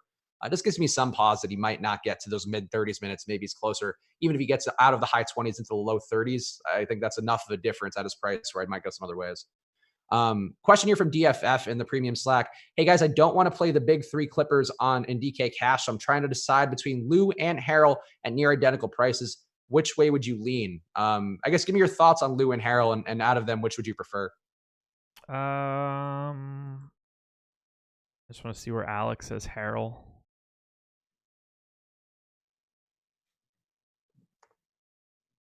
Is his name? Why am I looking in this table? Stupid. Jesus. He's probably under the Harrells, would be my guess. Maybe the Montrezls. It was the Z that got me. Yeah, I mean, I don't think that you should be playing Montrezl Harrell at all in cash. So I would cut that one. Not really that owned. I don't see a projection that's like super valuable. I don't mind it if that's where you're getting to it, but if you're like fighting yourself to try to get Clippers out of your lineup, that seems like a natural place to stop. All right, so we talked, I feel like, about the Clippers for the most part. Anybody else in the Clippers do you find interesting? I did play a little bit of Patterson. I do have a little bit of Terrence Mann just in case he somehow gets more minutes to go his way. I don't need him as a play at the minimum price. And Lou Williams and Harrell, I don't mind either, honestly. Any night that Kawhi's not in there, I think these guys are priced well enough. They're under 7K. I'm willing to give it a go, despite Indiana being bad. But anybody on the Clippers that you feel like is worth being above the field on besides George? Mo Harkless is 3,800 on FanDuel. That's a pretty easy spot to get to. I think that Zubats is sneaky at 4,200 on FanDuel, given the way that the Pacers set up. I'm not opposed to that. It is FanDuel though, so it gets kind of weird. But I like the Clippers a lot more on FanDuel than I do on DK. But Paul George is my favorite Clipper on DraftKings. Okay, so let's talk about this New Orleans news because I'm kind of curious what you think we should do about Lonzo Ball, because Lonzo was one of the better values on the slate on DraftKings, and I think not a terrible play on FanDuel either, but going to be a very different equation if he's coming off the bench potentially. Trying to see if his Clippers game log, the last time that he didn't start was when he played the Clippers. But what are you feeling about Lonzo now? Because he was going to be a pretty popular play today, I think, on our last run of ownership. And now I would imagine that's going to drop a little bit. So would you want more Lonzo, less Lonzo? How would you be handling it now that he's coming off the bench? I didn't really want him before. Okay. I was a little confused by his ownership to begin with. Now I have him in for 28 minutes. He might show up in a couple lineups, but I think he's dead in the water. Jahlil Okafor, I think, has just become one of the best value plays of the day. Probably the second best on DraftKings behind Hayward. I have him in for 24 minutes. I have Jackson Hayes at 24 as well. That could go any direction. That could end up being 30 and 18 either direction. Who the hell knows who picks up the fouls? I just don't see it being like a particularly big center melee game. So I'm going to have to play with it a little bit, but I think that I'm going to be getting like a staggering amount of Jahlil Okafor, which is, highly not fun. Jackson Hayes is perfectly fine, but his price is sort of where it's supposed to be for this scenario since Favors has been out for forever. But yeah, Okafor is about to get really real here.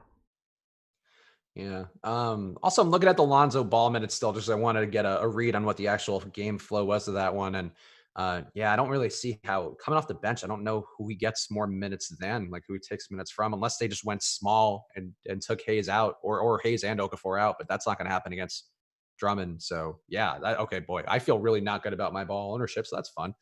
But yeah, so Okafor, where would you be with the field on Okafor then? Because we're not going to get an ownership update for a little bit here, so we won't know how this all materially gets affected by it all. But where would you shake out with Okafor in terms of the ownership? And also, I guess, would you put some Hayes in there as a pivot? Because the last time we saw Okafor start, I think he played 9 minutes and then saw the pie in the rest of the game. I gave Jackson Hayes 26 minutes. I'm giving Okafor 22 now. Just made a little tweak just to soften it. But I'm figuring I get like 30, 40, 50% Okafor. Very little Hayes on DK, maybe a little bit more on FanDuel, but I don't find him to be like super duper appealing. Okay. Let's talk about some of the other higher owned guys that I'm curious to hear your thoughts on, because I think the DraftKings ownership in particular is certainly going one way with some of these guys, and center in particular, going to be a lot of Karl-Anthony Towns today rather. Coming off of the back-to-back game where he did not play well yesterday, the Lakers went nuts in that spot. But Towns' price is too low, it seems like, going against Phoenix, even if they do have Aaron Baines back out there, is going to make the defense slightly better. Not enough where you'd think he can really keep up with Towns, who does stretch things out pretty well. Towns at 9,300 on DK, where would he be with the field? We have him projected for 27% ownership right now. He's pretty clearly the best pay-up option today on DraftKings. The fact that he has a $9,300 price tag is hilarious. I expect to be well over the field on him, although with Okafor opening up potential value, I mean, I had 51% Towns on my last go for DraftKings, so 2x the field. I can see that number settling there or slightly coming down and opening up more Drummond, Giannis, and Harden, just because I think it's a little bit easier to spend that loot today than it was an hour ago. Yeah, I do like Drummond quite a bit. And the thing is, the projections are going to put you on Towns because these guys, I think no matter what system you're using, they're going to project pretty closely to each other. And Towns is significantly cheaper. Think about what did Drummond shake? I think it's $800 more. Yeah, $800 more on DraftKings. But Drummond has been over 58 fantasy points his last 3 games. And this spot, I think you could argue, is probably a better one. I guess the other ones have been a little bit more reasonably paced. So maybe you could argue that it's tough for him to get in a position to get the boards that he gets if the game is moving a little bit too fast for him.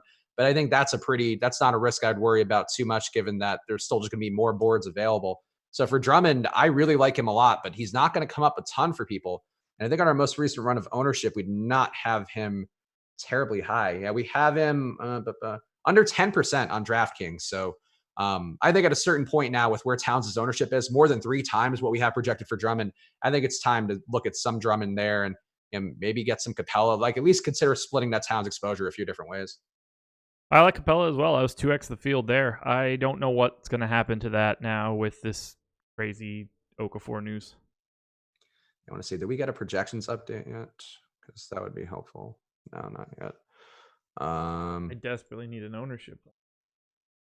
Yeah, we'll have a lot of data coming out throughout the course of projections this. Just got updated right now. Okay, cool. So I want to put that in and see where Okafor comes through. Maybe we could put a bow on this fully. All right, other ownership going out. And I think this ownership now I'm more comfortable with, because this has been one of my things that actually I dug my heels in pretty deeply on Friday. Ended up not going the way that I wanted because Ingram got foul trouble so early in the game. But Drew Holiday and Lonzo Ball, I think, really do cut into each other's opportunity quite a bit because of there not being Ingram out there for most of that game, especially a lot of that first half. Those guys both got going pretty well. Holiday picking up more usage, Ball picking up more ball handling time.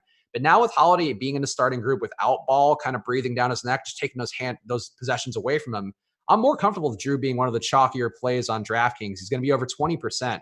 What would you be doing with Drew, especially now that we know that Ball is going to be in a different group for the most part? I won't have much. I wasn't really on him previous to the news. I had 8% on my last crunch. I'm guessing that number probably goes down, if anything. And I'm going to go ahead and assume that I didn't have much on FanDuel either, but let me check. Interesting. I feel like he's a really one good of value 150. Oh, okay. I'm surprised. I feel like I thought the price would kind of put you on him on DK because he's pretty cheap given for what we just know of Drew, and really one of the more reliable guys on a permanent basis. And just game to game too. Let me look and see what's around him. So I greatly prefer Buddy Hield, same exact price. Okay. That's not helping. And then Kyle Lowry is $300 less, and I prefer him by like miles and miles and miles and miles. Okay. All right. That seems fair. Let's see. Got some questions here in the premium Slack. Let's burn through. CWiki17 asking, any love for Wanamaker with Smart out and the Cavs being the Cavs? I think that feels a little too cute for a slate of the size, but no, I'm not digging that one out. Yeah. How many minutes would you project for Ball off the bench, and would you prefer him or Joe Ingles on DraftKings? I would prefer Joe Ingles, I would imagine, unless his price is stupid. I know he's got the ridiculous price on FanDuel. I don't think Ingles came up that much. Yeah, no, Ingles is 5,400. Oh, I didn't even have him in my player pool before on DraftKings. So let's see. Lonzo 52, 1.3. Ingles. Nope, those aren't the abbreviations for Utah. I would rather have Lonzo on DraftKings than Ingles, but I don't particularly want Lonzo either. So. Really? So you're not big on Ingles at all then? Even though he's been getting clearly more minutes with Conley out, and he had the upside last game though. I don't think he's a lock play by any stretch. At 5,400 on DraftKings, I think he is a bad play. He will not be able to show up in a crunch of mine. He will not be part of my player pool. On FanDuel, he's 4,300, $1,100 cheaper. That's a decent piece. That's a decent price tag. He's been really bad. Huh. Okay. He hasn't been good, but I feel like he's still a good enough guy in a bunch of different categories. He's able to shoot a little bit, able to pick up, not a ton of rebounds, but certainly enough rebounds where he can give you some potential, and the assist upside's there. So I don't mind Ingles that much, and I think I'll probably be swapping some of my Ball over to Ingles, but interesting. I didn't know you found him to be that abhorrent. 0.75 FanDuel points per minute over the last 30 days. When I took a look through props, I had to adjust him down to get even remotely close to those props. The FanDuel price makes it easy to get to him, especially with the way the positions work. On DraftKings, there's just so much value out there that like average price Joe Ingles is just going to fall by the wayside. He was also 2% owned on the last ownership update. So I'm assuming I'm not in the minority, at least for that one. Okay. Let's see. Looking here. We just get an update 3 minutes ago, or am I crazy? We did. Okay. Thanks, Eddie. We will check our ownership. And if you want the same data we're looking at right now, as all this stuff changes, again, use that promo code live before lock, because on a slate like this in particular, the numbers are changing seemingly by the minute, which always makes it a blast, as you guys know, for us to be doing our own lineups as we go. But we're trying to keep everything above board and get these updates in. They're not Hayward. I mean, they're updated, but they're not updated. Okay. I just saw Hayward took a really big jump, so I thought that might have been. Okafor is at 0.1. That's impossible. Okay. Where did Okafor? Actually, I didn't double check where Okafor projection wise came out for me. I'm curious about that. Okafor. Oh yeah. Okay. Yeah, Okafor definitely would be coming up. I think looking at Osmo's projection and the one he has to be more than 0.1 regardless. No matter what anybody's projection it is, it's going to be more than 0.1% owned. That is a fair point. So yeah, so we'll keep you guys updated as we go. Again, we're trying to see where the flow of things does go, because this that particular one, when you open up late value like that could pick up 10 to 20 to who knows how much ownership we'll have in our final update before these go. That can change the slate quite a bit. Yeah. Got a super chat from Anthony Davis in here asking about another of the value plays who's gotten less discussed throughout the course of the day, asking about Theis and Cancer. To me, I just right away made a rule for these guys where I can't get them both in the same lineup. They're competing for that same run of minutes. I don't love the spot, honestly, but I have a little bit of both. More Theis than Cancer because the position's a little more easy to get to from what I was trying to do today on DraftKings. But do you have any thoughts on Theis and Cancer, who you'd prefer, or if you even like these guys at all? Let me look at it. I wasn't paying too much attention to them before. I think I had a bunch of Theis. Let me look, though. Theis, I had 13%. Cantor, I assume I just don't have it all. No, that would be wrong. 18%. I would set a rule to not get both guys at the same time. No chance that, they're obviously not going to play together. There's a decent chance that their minutes don't even total 48. So just make sure you're setting a rule for it, which I literally just did. I also set a Jackson Hayes rule, and that rule went away. So fun. Jackson, he doesn't live by your rules. You see that hair? He's a wild man. You can't tame him. Crafty Clips in the chat saying, I mentioned this when we started talking about Okafor, but he says Okafor started and played 9 minutes last time. Yes, but that not every game is the same. I agree. That's an observation worth noting. Certainly a reason if you're going to play a lot of Okafor, consider having some Jackson Hayes too. But that doesn't it's not going to happen every time, especially against a matchup with this much size. There was size in that one too, but I think it's still not Drummond size, and I think that's sort of the thing to consider. Oh yeah, I just that concerns me 0% for this. I have to evaluate this game as if they need 48 minutes of center, and they are going to try to play Jahlil Okafor for as many as they can until they realize he fails. Don't Embiid my status asking any love for Macklemore on FanDuel. No. Yeah, I think he's not a guy I would consider a regular piece I'd want in my lineups. Unless somebody's out or unless something really breaks weirdly. But I don't think, not that dude. What do you guys think about Wiggins? Alex has it projected better than all the guards around him, like Lowry, Drew, Mitchell, and Brogdon. I do like Wiggins quite a bit, and I'm hoping that he's in today with his non-shooting hand-thumb issue, which, of course, always a big one that gets players the most. But what are you doing here with Wiggins today, Josh? I was holding hands with the field before. I had 7%. So if he's still somewhere in that neighborhood, I assume that's where I'm going to be. Okay. He's just a guy today. He'll become less and less interesting as all of this value is opening up. Yeah, I think that makes sense. Because before it was you're playing Wiggins plus a 5K guy. Now you're playing a 3K guy plus James Harden or something. Okay. That's a bad example off the top of my head, but that's I think I got what you were going for. Sort of the gist of it is that you've just opened up more money to not have to play Andrew Wiggins. Let's see. What the same kind of a similar question here, but what are we doing with Timberwolves with all the questionable tags I guess that would also apply to Teague. So we didn't talk about him as part of the equation, but I don't see any reason to go back to Teague. He had the big day without Wiggins out there. I think that's the thing you can expect. But if Wiggins is going to be in, I would be less interested in Teague. But I guess he's the only questionable Timberwolf that we need to really worry about. So for JCX5 DFS, what are you doing with Teague today? Not playing him at all. Only guy that I'm really interested in from Minnesota is Towns, and to a lesser extent, Josh Okogie on FanDuel, just because of the way the position works. I am still into Wiggins, but I don't really think, again, Teague, not a consideration for me. I think it made sense why he blew up in that spot, but not a situation that I think is going to occur very often when you do have Wiggins and Towns in there, especially with Teague coming off the bench in those situations. Let's see. Any good questions here? Nothing else great. Either ors. See any here we go. Here's one either or for FanDuel. Again, a Gobert based one. Oubre and Gobert or Ingles and Drummond. So we have two guys on both sides of the equation there that you don't love for a tournament. What would you do with that for our guy Don't Embiid My Status? Oubre and Gobert or Ingles and Drummond. And that's DraftKings? FanDuel. Oh, okay. Ingles and Drummond. Who would be your favorite point guard FanDuel GPP play today? Kyle Lowry. Ryan asking a showdown specific one, which not something we're necessarily prepping for, but maybe you'll have an answer here. Who would you captain in the Boston-Cleveland showdown if you were getting a lot of Hayward on Fantasy Cruncher? I don't know, probably Hayward. I don't play showdown, so it's not anything that I have any sort of advice for. Yeah, I don't play NBA showdown until I absolutely have to when the season is down to just one game a day or 1 or 2 games a day. So that is I'm not a person for that either. But probably Kemba if I had to get, like if I was really guessing, probably Kemba.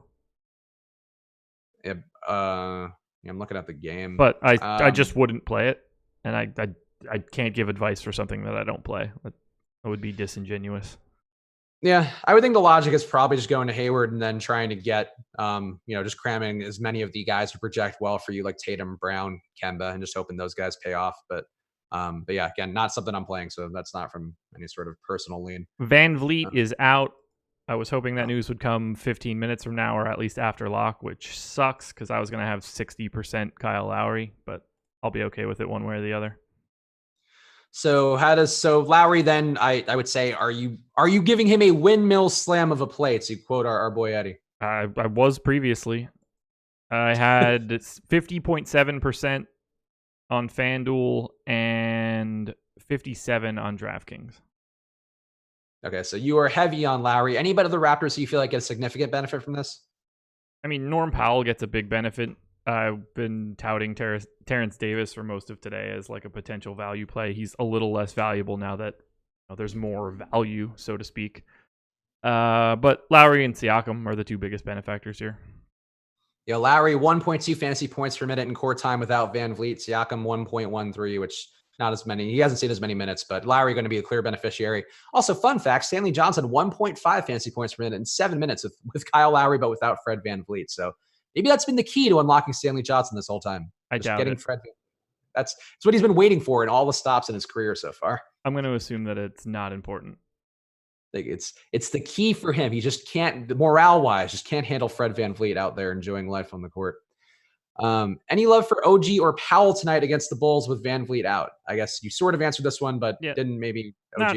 Not really. They're fine. They're just guys today. On DraftKings, I don't have much interest in either. Scripps asking any love for D'Angelo Russell. I got a little bit of him, but I'm not there with him overall. I don't know that he's going to have that upside night after night. I have very little interest in anything coming from Golden State. The last thing I want to do is try to figure out that stupid game. Yeah, I said my take before that I do like Goodrich if Jay Crowder's out, but that's pretty much all I like from that game too. And that's even then, that's just have a little bit of this guy in there just for minimum price reasons. B Jelly or Holmes to run back with Harden on FanDuel. Which of those ways would you go? I feel like Bielitsa is actually a pretty interesting play today. I mean, Holmes is the guy that I would be trying to run back with Harden. Who the hell knows if B Jelly is like gonna close or not? But that's not really like a run back type of situation. Yeah, I would agree. I mean, Holmes in particular, I would think is not, neither guy really gonna have the usage. You think it would be Hield then if you're gonna run anybody back with Harden, and you'd hope that Hield just shoots a lot, but Give me a second. I'm ditching my hoodie. It's hot as hell in here.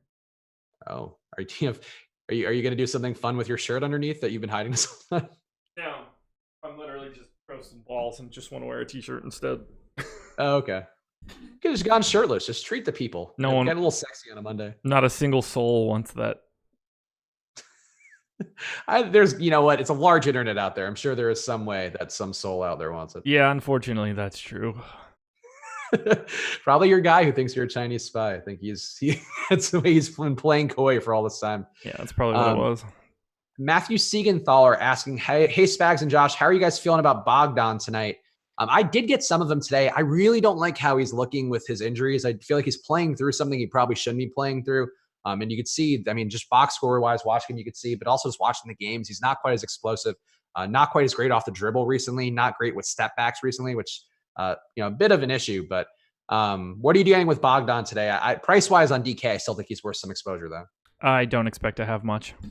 I'm just not comfortable with him right now. Although he is getting ownership, so who the hell knows? Yeah, I mean, price-wise, he works. If you think he's healthy enough to get it going, it's fine. The spot should be good. You're going to need some more points in this matchup going against Houston, but definitely some risk that he just gets frozen out again and just doesn't have the ability to kind of put up the performances he's had when he's been fully healthy. I need to get my booty moving here. Whew. Brian Peel asking, is Turner a good play on FanDuel? I feel like we've talked a lot about centers on FanDuel today. What about Turner? Would he be a pivot for some of the other chalky guys we've discussed? I don't mind having a little bit in GPPs, but he should not be any sort of priority. Jordan Charles, where do you stand on Booker? If it forces me to get Emmanuel at point guard for a FanDuel GPP, I would not want to play. Stop that completely. You should not have a single share of Emmanuel Mudiay. Yeah, I have no issue with Booker. I think Booker and the whole Suns team overall, that game, I think find really appealing. I don't think is that crazy, but I do find like a lot of those guys, Oubre, Rubio, and Booker in particular. But not at the cost of Mudiay. That's just not a good play. Nope, you should not play Emmanuel Mudiay in a single lineup today anywhere. Probably not even Showdown. Mike Baker, do you think Theis gets run to blowout, or would he reach value in time to not even worry about it? He's not playing in a blowout. No, and I don't think he's a lock to get value necessarily in that time either. So that's not. But no, he's not playing in a blowout. How would you prioritize Paul George, Sabonis, Siakam, and Ingram at similar prices on Yahoo? That's a tough question. Run those names by me again. Paul George, Sabonis, Siakam, and Ingram. Siakam, Paul George, Sabonis, Ingram. I would go Ingram, Paul George, Siakam, Sabonis, I think. But really, all those guys, I have some of tonight, and I really don't find an issue with any of them. They're all about as good as you can get. Think Brown and Woods pay off their price tags on FanDuel. Woods? I'm assuming means Wood. Yeah, don't play Christian Wood. Brown, Bruce Brown? I would think so. I guess I'm not really playing the Pistons, so no. Yeah, might need more specificity in general. A lot of Browns. A lot of Brown. Pretty common name. Yeah. Let's see. All right. Nothing great. Let's check the YouTube chat. See if there's anything else good. Ownership. Let's see if we've got any more there. Is this still the same run of ownership? I don't know. Now I'm just letting this shit rip. Okay, no. It's Okafor is up to 10% now. So yeah, I'm gonna have a bit more than that. Oh no, I feel like your Okafor days. I feel like we had one good one and one that was not so good. I think, if I'm recalling correctly. I remember the one good one really clearly. If it goes bad, it goes bad. I don't see any way to avoid him with volume here today. No, that seems fair. I'm gonna have if he's projected for 10, I'm probably gonna have 60. So, I don't mind dying on cheap guys. As long as they're okay cheap guys. I feel like you're apprehensive towards crappy cheap guys. Yeah, I don't mind dying on cheap guys that are good value. Dadler asking, or D Adler, I think might be it. I in my mind, it's always Dadler 40. It's always Dadler to me as well. It's clearly D Adler, but yeah. He's also got he's got like a child. Oh no, he doesn't have a child. I thought he had a child in his avatar too, but he actually has just a Packers football player who looks like a child because of how small the avatars are. So that's a mistake I've made in my mind. But Kenrich, thoughts with him starting on either side? Not really interested. Doesn't really do enough. It's probably worse for him to start. Well, I mean, he'll probably play more minutes, so I don't. It makes him less valuable being on the court. Yeah, I don't think he's a particularly strong play. I see why price-wise you would get there.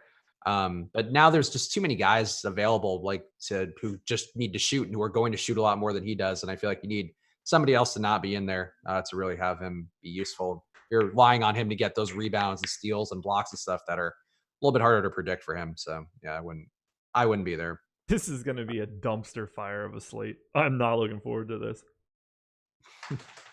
It's one of those, like, I'm going to either make all of the money or like none of it. Also, Dadler pointing out, this is just for me more than anything, or anybody who's in the premium Slack listening, it's Donald Driver's rookie year, you bum. If you think I'm clicking your avatar to see the full-size version, let alone even paying that close of attention, I think that's the main issue, I would say. But Donald Driver, a great player. There's no way to even determine that that's Donald Driver. That is just insert Packers wide receiver here. And even then, like, the avatars are like less than the size of my thumbnail. Like, I don't know. Like, I can't really see much of anything other than Dave's face whenever he changes his avatar to put his face on something. Or stupid dog. Thoughts on Rubio for FanDuel? And then Carlos also follows up with a why. So please document your math when talking about Ricky Rubio. For this one. Rubio in my FanDuel crunch right now is showing up 2, 4, 6, 8. Like 10th overall. So yes, Rubio. Okay. Yeah, I mean, I like Rubio on DraftKings, but the price certainly getting up there on DK where, a little bit of a risk, but I think this is the kind of spot where you'd be willing to go there. All right. Let's see. Any love for Royce O'Neal if he's in the starting? No. Perez asking all the tough questions today. No. Guys, play better players than these guys. Especially today. I mean, Christian Wood, Markieff Morris, Royce O'Neal. What are we doing here? I would hope it's people just farming to try to outthink themselves and play somebody instead of Hayward. But yeah, don't. Otherwise, you start shouting out those guys. If you had to pick one, Siakam or Ingram for DK Cash? Siakam. Yeah, I think in this now, with no Van Vliet, I think it's got to be Siakam now. But man, I do love Ingram. I'll have much more Ingram personally. I just like Ingram. Let's see. I'm afraid to click refresh here. Any thoughts at all on Kemba with Hayward back? I feel like you're not opposed to him, but it doesn't seem like the time to do it. He's a guy today. Like, you're never upset that you get to him. As more value opens up, he's easier and easier to get to. But the Cavs are bad, and Kemba Walker could play 28 minutes tonight. Yeah, I think it's just more that he's priced for him getting a lot of usage and assist upside that Hayward's going to take away. Hayward, to me, just like he's going to pretty much death by 1,000 cut these guys at their current price points. He gets just enough rebounds, just enough assists, just enough usage where I don't really see how he's going to get there. All right, refreshing my FanDuel exposures. This should be really uncomfortable. Here's the one question for you, which you can answer with your projections, but is Terrence Davis okay for a last piece for a single entry GPP on DraftKings with a mostly stud-based lineup? Yes. All right, Terrence Davis night, everybody. I mean, it is very, very much not Terrence Davis night tonight, but I think that he works as a value play today, and I have a lot. Caveat. Hundo P. Terrence Davis today, everybody. You heard it here first, only on Live Before Lock. You hear all the claims of just lock in Terrence Davis and deal with it else, deal with everything else in life later. People, Shady Great in the premium Slack saying, if Okafor busts, we can just yell at Josh. So that's nice. That's fine by me. I'll be not happy about it as well. So I have 40% Okafor on FanDuel right now. So if anybody wants to yell at me, feel free. I'll be right there dying with it. Powell or Schroeder for FanDuel. And to be clear, it took me a second to realize this because it's FanDuel, but clearly referring to Norman Powell, I guess, instead of Dennis Schroeder. Yeah, Schroeder. All right. Anything else good? What else you got in your crunches so far, or in your final run here? And by the way, you do have 7 minutes left, so start getting them in if you haven't yet. Getting all your Gordon Hayward and Okafor lineups, and then just deal with it all later. Yeah. So I have stupid amounts of a whole bunch of guys. Okay. 47% Russell Westbrook on FanDuel. 64% Kyle Lowry. Tons of Terrence Davis. Over the field on Harden. 40% Mo Harkless. 40% Daniel Theis. 45% Ja. Kind of just scattering everybody else around. Yeah, Russell Westbrook, I have a little bit of too, and his price is high enough now where he really doesn't make any sense to play on DraftKings, but his price is okay, I guess, because based on how he's performed. I don't like that play though. That is DK price. But he climbed a lot for me earlier today, and then on FanDuel, point guard's kind of gross. Like there's not really a lot out there, and with the amount of, and they don't have, there's not like a true value play at point guard. It's shooting guard, it's small forward, it's power forward, and it's center. So it becomes naturally easier to pay up at point guard. So Russ is now the guy that I'm ending up with. He and Kyle Lowry in particular. Later, Andrew Rogers. Also, are you particularly interested in Schroeder? I know you picked him in the either or, and we kind of haven't. We talked a little bit about Bosley, but is there really a beneficiary to the to Gallo being out for Oklahoma City, and is it Schroeder? He is a beneficiary. I'm not like wild about him or anything. Okay, yeah, like I would think that Shai, and Chris Paul all get a little bit of a boost, and I gave Chris Paul quite a boost, but it's not seeming to matter right now. Okay. God, I'm about to click refresh on my DraftKings crunch, and this one's going to be the one that really makes me sick to my stomach. I'm really curious what you got, because mine is going to be all over the place, because I'm still keeping a good amount of Lonzo in there, and I just don't see a way to fix that right now. Weird. I'm not looking forward to doing this at all. It's funny how that works. 94% Gordon Hayward. I wonder why I hate him so much. That 6% is going to be the difference maker, I think. 69% Jahlil Okafor. 57% Kyle Lowry. 51% Karl-Anthony Towns. Yikes. I mean, those all seem like logical plays. All guys that are priced well. I mean, the Okafor thing is a stand, but yeah, I'll put some in there. I'll die on that hill a little bit with you today. Yeah, I just don't mind it all that much at that price tag. 3,400 can only hurt you so bad. Now, he can very easily go out there and play 8 minutes, pick up 3 fouls, never see the floor again because they stretch the floor with Nikola Melli or Jackson Hayes. But when Jahlil Okafor plays, he is a very highly efficient fantasy scorer. Like, very efficient. This is all a bet on minutes. I put him in for 22. I confirmed with Adam while we were on the show. Adam is also playing him at 22 minutes. But I have no tie to whatever Adam is doing in terms of exposure. But are you guys colluding, huh? Is that what you're saying? Is that the reveal? You guys are the new brothers who are going to rise to the top? I would love to. I'm open, by the way, Adam. If you want to collude, let me know. But no, I mean, I confirmed my minutes, 26 and 22. He had the same split, so... At that point in time, I have to just go with the data. So here's one thing which maybe will give you, I mean, I know you won't care about this, but maybe we'll give the people out there feeling a little better if they are putting Okafor in. The last time that Jahlil Okafor played Detroit, who did have Andre Drummond available, 31 minutes and 40.5 fantasy points. So could he be Andre Drummond's kryptonite? We may find out today. Yeah, if he plays 30 minutes and goes for 40 something, y'all are going to be chugging my butt. I actually feel like the approach for the Jahlil Okafor thing right now is the which you'll find all over Reddit right now, that you son of a bitch, I'm in. Oh, it's so great. It's everywhere now. Everywhere. Could not be more places. Jahlil Okafor named the starter. You son of a bitch, I'm in. Actually, that episode I've now rewatched multiple times, and it keeps getting funnier each time. I don't know why. It's a big fan. It's good. Let's see. He was so upset that he beat up his entire class. Yeah. For no reason. Yeah. Brady asking Drummond and shooting guard under 6,900 or Harden and center under 4,200 on FanDuel. Oh, Brady, now don't spam the question. Tapped out to that one. Too complicated. Yeah. All right. Sorry, Brady. And you spammed the question too. So not the best.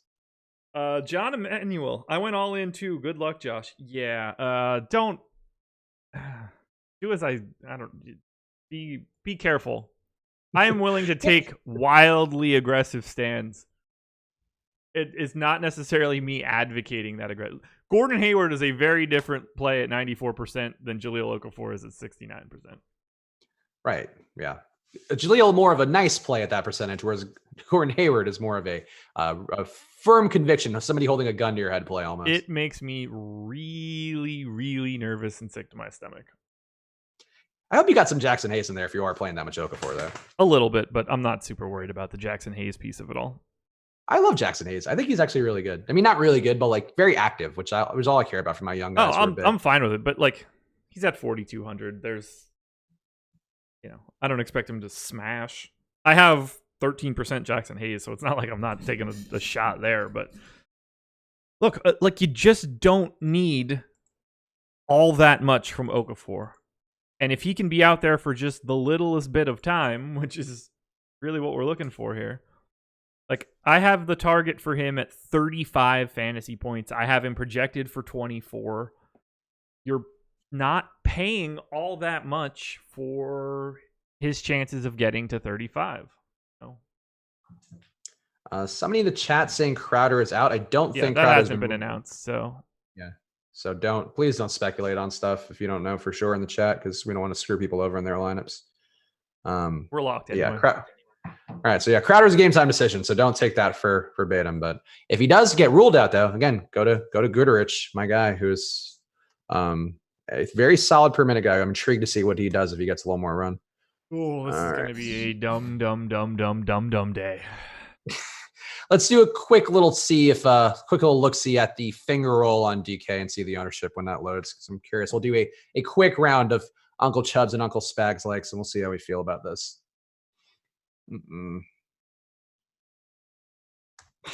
Is that just you feeling bad about the lineups? Yeah, look, it's an aggressive stand. It is, but that's what you do, man. That's why I respect you for it. I'm cool with it. Also, a week, by the way, for NFL where I guess you still might have gotten screwed, but you would have played so much Jameis and it would have paid off because he had 40 fantasy points yesterday. Great. Except that Mike Evans busted his hamstring and then went out. That's screwed. He and Devontae Parker, this NFL week was terrible for me with injuries. And then just Jack Doyle sucking with those two, though, held back so many lines of mine that were perfectly constructed beside them. NFL is getting very silly season. But yeah, you would have been happy with Jameis and Godwin, but you would have probably missed out on, I don't even know who caught passes for them yesterday, because Evans went out. Justin Watson was some guy who caught passes for him. It's really annoying. It's going to be great that I'm sure I would have had a ton of Mike Evans and not Godwin if that's how it broke. Yeah. Mike Evans. I had so much Mike Evans. I was like, he's the play. I think they're going to be trailing. I think Brissett's going to have a decent day. And Evans caught like a 60-yard touchdown pass, and he's running. He crosses the end zone line, and all of a sudden he just comes up gimping profoundly.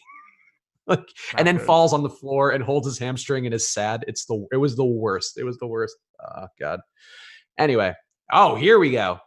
Guess who the top owned play of the day is on DraftKings out of the games that we have locked right now? I don't even know. It's only Clippers and Pacers. Oh, so that's it? Okay. So, boy, there's a lot of ownership then for this one game. I mean, I would have said Paul George, but the way that you're saying that is making me seem like it's not. So, Sabonis? It is Paul George, okay. 40.5%. That is, I think that comes with some risk, man. I have 26. If he was at 40, I probably would have had a little bit more, actually. I like it a lot. I got to 20. Because I looked at those minutes and it scares me enough where I don't want to be in that spot. I remember that Memphis game very vividly because I had almost locked Paul George that day. So I'm worried about it. It's a lot of Paul George. And I think at this point for tournaments, might not have been crazy to get away from him. He's 7,800. He's too cheap for his price tag. Or he's too good for his price. Number 2, Domantas Sabonis at 21%. How does that make you feel? I have 30.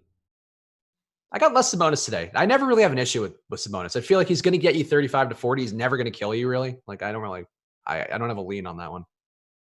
Honestly, I feel like you just play heavy Sabonis every day and you're probably okay with it. It's just that the slates have different options. Lou Williams, 17%. I actually like that a lot. I'm surprised that he got that high there. I have 18. Okay, I have 20, and I'm cool with that. I thought I was gonna be double the field on Lou. I didn't think it was gonna come up that much. I really hope I don't have to late swap anything tonight. I'm just not in the mood. Hey, at least you don't have to make showdown lineups for the NFL. So it's, for not only that, but for a Philadelphia Eagles Giants game. Speaking of, Emac and Nolan coming up at 7:30. Of course, yeah, and that's going to be a fun one. Actually, I have been building some lineups throughout the day. I did my showdown breakdown video. If you want to watch a short form video before those guys kick off in a little bit, I think in 25 minutes or so. And it's an interesting slate. I mean, it's one I'll tell you guys, I'll have a lot of Alshon Jeffrey at captain because I just don't see any other way I want to do it. But we got to know Nelson Aguilar's status, but that's good. It's going to be an interesting showdown. I think that's one, though, where the game might be fun. Eli back in there. How can you not like that? Pretty easily. I guess if you're like a person who enjoys good football, but if you're a person who enjoys newsworthy events, I bet the ratings go up for Eli being back in there. Montrezl Harrell, 9%. Any feel on I actually like that quite a bit. I'm double on that. I have 23. Okay. Yeah, I like that. I think it's a nice spot. I think you kind of need his size, and he's been good in these kind of rugged matchups where he's just around the boards. So I don't hate it at all. Just some other numbers we'll go through. I don't think we're going to have any strong lead. Malcolm Brogdon at 9% coming back in. Tough spot, but I don't mind him at all. Mo Harkless, 7%. You have a lean on that? No, you're not. Mo, I had 5. I have a lot on FanDuel. I don't have that much on DraftKings. Okay. Miles Turner, 6. Yeah, that's worth a stab at his price, I guess. Patrick Beverley at 3. Okay, that's not crazy at all. Jeremy Lamb, 2.4%. TJ Warren, 1.6. Anybody play themselves? Do you even have anybody out early? I don't think so. Oh, Landry Shamet, 0.01%. Congratulations to that person. They played themselves. Also, John Motley got 0.01%. Is he even? I don't think he's on the roster right now. I have no idea there. I love John Motley, but this is not John Motley season. Is like that March time. Tim Quarterman season is John Motley season. This is not John Motley season quite yet. All right. So guys, hit that like button before you go. Also, shout out to Fantasy Draft. They are, again, the official home of rake-free DFS. Go check them out at fantasydraft.com. Use that promo code AWESEMO. They have tournaments across every sport, every single day. You are not paying rake on a single one of them. All of the contest entry fees go right to the winners. So go check them out. And of course, do check out that Live Before Lock show as well for the showdown slate coming up in just 25 minutes. Emac and Nolan Kelly doing it. Nolan did a great job filling in for Josh this week. Also did On the Contrary recently. He's been doing a really good job for NFL content. And Emac he is your old pal for a reason. So just go enjoy some time with him. And Josh, anything else you want to hit on before we call it quits for the day? Yeah. I just got Adams, Jahlil Okafor exposure. 77% on DraftKings. He beat me. Oh, okay. So look, if you guys are both there, I know you guys like a good deal, but if Adam's there too, I feel like that's two great minds that I'll take together. It's something like that.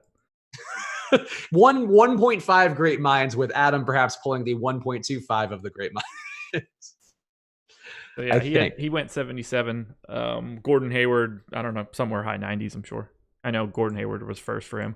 I would have had 100. It just like more value opened up, but I'm happy with 94.